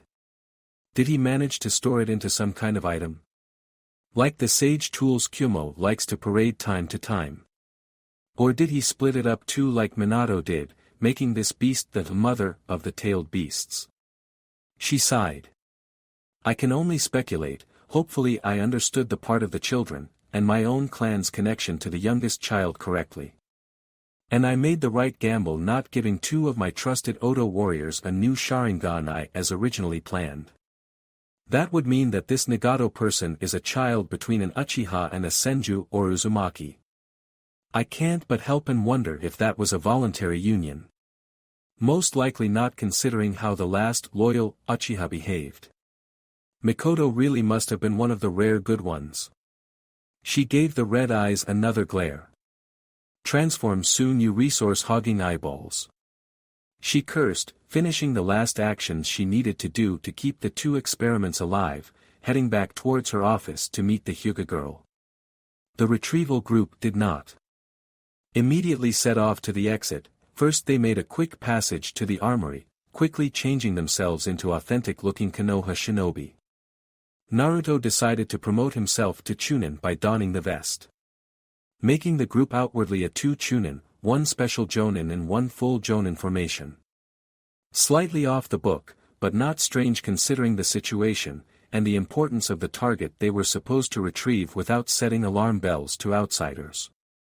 They traveled quickly, using their first few breaks to allow Naruto, Guren and Anko to flip through the respective folders and memorize the contents, burning them after they were done. The next day they passed through the edges of Odo-claimed lands, which had extended westbound, absorbing the supposed cursed grounds Taki never laid claim to. Once they crossed the invisible border, they hid their Odo headbands in a scroll Guren carried, and donned their authentic Konoha headbands. Never thought I'd be wearing one of these so soon again, Anko had remarked with a smile. Far too soon for my taste, Naruto had shot back. They soon located the most likely route the route agents would take, thankfully not running into patrols, which Kushina had noted they were still more focused on IWA despite the damage Odo managed to wreak. They arrived slightly earlier than scheduled, and Anko and Naruto soon sent out a small swarm of small snakes. However, as the deadline closed, neither received any news from their summons. Worried, Guren ordered the pair to send out more, directing them to more outward locations. Guren started to fear the route troops blended themselves into Konoha's expected patrol schedules, an extra patrol would escape their notice. Half a day after the snakes were sent out, one returned, informing them of a potential group, showing them the route group traveled far closer to the IWA/Taki border than expected, but sensible in its own way. It also was most likely the cause of their delay, being inspected by their own forces. It also meant the group had a very, very small window to eliminate the patrol, lest they either get caught by the Konoha patrols near Iwa's borders, or the fairly wide patrols Taki send around its own hidden village. They moved with haste, relocating towards a location Guren suspected the route agent would take, Anko and Naruto sending out more snakes to keep tabs on the route team. Guren's guess was spot on, it was a dense forested area between two rather large and steep hills. Guren sent Naruto to the opposite side, ordering him to dispense shadow clones as he went to prevent the enemy form escaping. As only Guren and Anko had any assassination skills, Temari being a wind mistress in a dense forest was hardly a stealthy fighter. They waited tensely, snakes slithering front and fro mimicking true wildlife. The route agents rushed past, missing the hidden clones, running well into the kill zone. Together Guren and Anko struck, catching the lead agent by surprise as Guren sank her crystal blades into his throat. The man behind him reacted a moment too late, Anko's poisoned kunai digging deep into his shoulder, the pair tumbling to the ground. Guren sprang from her kill to the next, who made a hasty defense, rendered useless by the snake springing from the ground, biting and constricting him, giving Guren the opening to quickly slash his throat open too while Anko down below finished off the struggling man. The rear guard shot away, attempting to escape, handily jumping above the striking snakes. Guren shouted a curse, reminding Anko she messed up. The pair gave chase, the man soon approaching the edges of the kill zone, Naruto clones dispelling their henges and leaping towards the man, attempting to slow him down.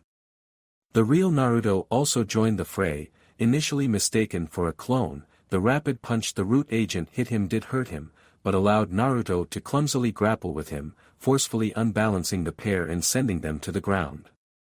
The route agent handily flipped Naruto off him, sending him harshly into a tree. Naruto barely managed to pull himself away from the kunai that followed him, narrowly ducking under the follow-up strike that tried to get his head off. The next blow scored a long gash on Naruto's shoulder as the agent showed superior hand-to-hand combat skill, easily countering Naruto's own attack. Before he could move in for the kill, however, Guren shot down from the canopy, Enko hot on her heels, forcing the agent to turn and face the blue-haired woman and her crystal blades. As the pair exchange violent blows, Enko circles around and attacks from behind. The man nearly avoids the strike, but is immediately beset by Guren, who carves a deep wound into his chest. As he staggers backwards, Enko shoots forward like a striking snake, planting her kunai into his heart from behind. Before anybody could properly recover, Guren was already snapping out orders. "Naruto, summon a big enough snake to swallow the bodies and send them to Kushina-sama, she might be interested in the." "Enko, treat that shoulder wound Naruto has and clean out the blood out his clothing the best you can. I am going to hide the signs of battle and get Temari." With a weary nod, adrenaline still sizzling hotly in his blood, Naruto summoned a horse-sized snake, which after the instructions devoured the body whole with gusto, following Guren to the other three. As Enko did her best to patch up the wound, Naruto glared at the tree he had been thrown into, disappointed at himself he barely managed to keep up. Enko saw this and spoke, "Don't worry about it, brat, you are good for your age, but that guy had more experience on him." Naruto did not respond and kept glaring. With a sigh she continued. "Don't compare your fight with him with Guren's, it was a 2-on-1, not comparable, got it, brat?" With a sigh, Naruto nodded, Enko using a flask of water to wash out the worst of the blood out of his clothing. "Well, that's as good as it gets, don't go showing off your war wound to the gate guards now, understood?" Enko said with a healthy dose of sarcasm. Hi, Naruto droned as the pair made their way back, just in time to see Guren bury the last of the evidence of battle underground with a Doton Jutsu, aboard Temari watching. "Am I really needed for this mission?" the blonde Suna girl wondered. Guren inspected the area one more time. "All the evidence is cleared up, the second man was carrying the letter, since Enko didn't give him the time to burn it, we got our way in. Let's go." She summarized calmly, and soon set off towards the direction of Taki. Several hours later the group was intercepted by a patrol, after identifying themselves.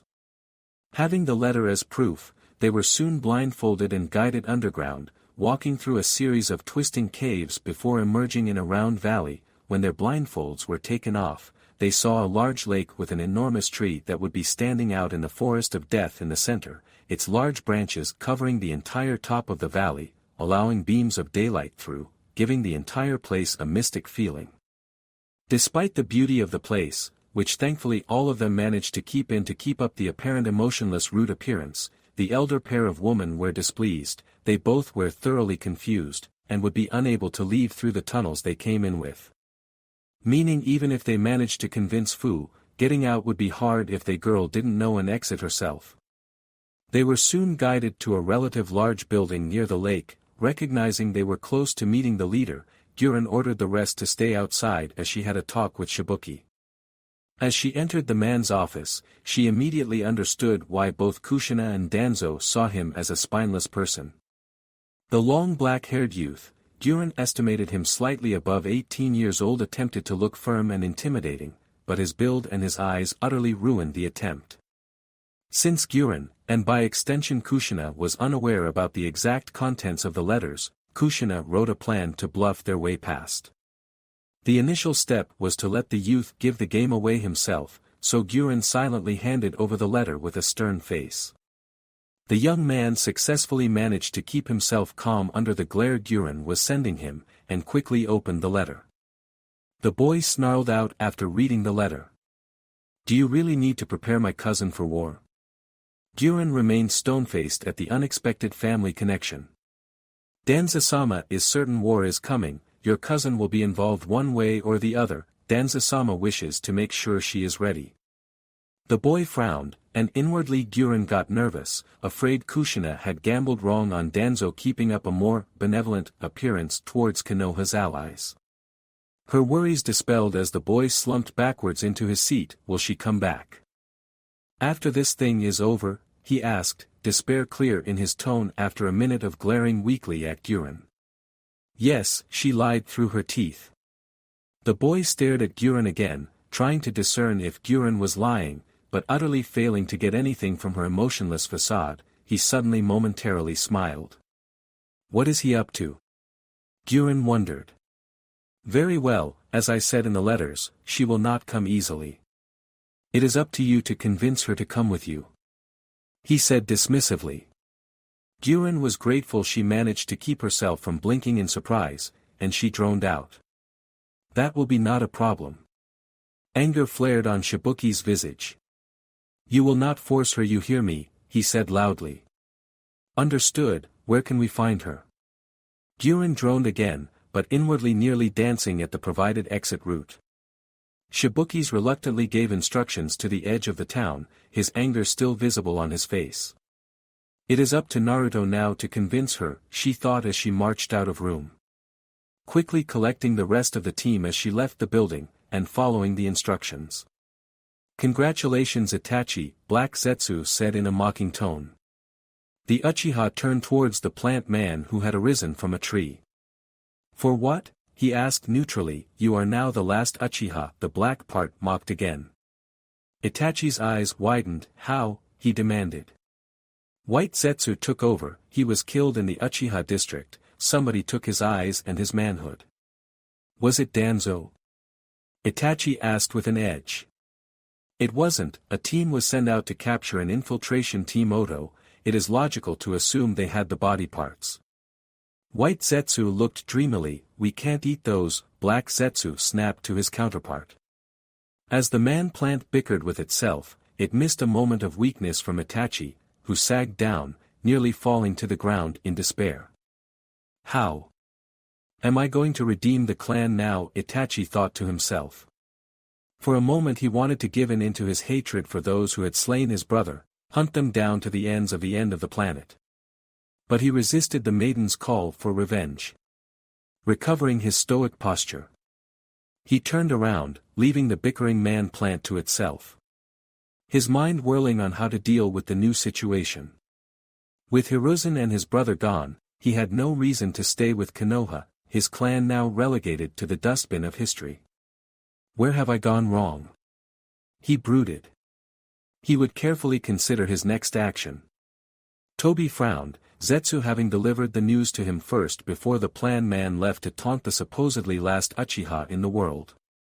The Otokage, Uzumaki Kushina, you have ruined another potential plan of mine woman, I will get my revenge on you for that. He thought darkly. Angered that a potential recruit, and an Uchiha far more moldable than Itachi ever would be was now gone. What angered him more however was that the young Uchiha's eyes were gone, the insult that there could be two more possible Kakashis running around with eyes that did not belong to them made the man very unhappy indeed. I must restrain myself for now, he reminded himself as he reined in the worst of hate. Zetsu had a rough idea where some of the bases were of Oto, but could not dedicate himself to the search. Time-wasting requests from other members of his organization needed to fulfill too, the rest of the time spent on trying to gather useful information to halt the rebellion against his puppet Mizukage. Kushina frowned as Hinata all but scampered out of her office. She knew the girl was shy, but Hinata brought it to a new level. She had to carefully prod and nudge to find out what the girl saw in her boy, and she came to the conclusion it was just a childish crush. Furthermore, she found the girl too weak. Naruto needs a strong woman like me at his side. Not this girl. She thought as she started to plot ways to gently separate the pair. She also started to think about the girls and woman in Oto that she would find more suited for Naruto. Naruto might get a bit angry at me for this, but it is better for him. I am sure he'll see that. The woman thought about interfering in her son's romantic life. Just like she well aware she's starting to push his patience with the snuggling and other close contact whenever she could, but she had no intention of letting up despite her son's wish for more privacy. I have plenty of time to make up for after all, she thought. Hey guys. I hope you liked the video, then don't forget to like and share this video, also subscribe to the channel. This is Raven Sage signing off.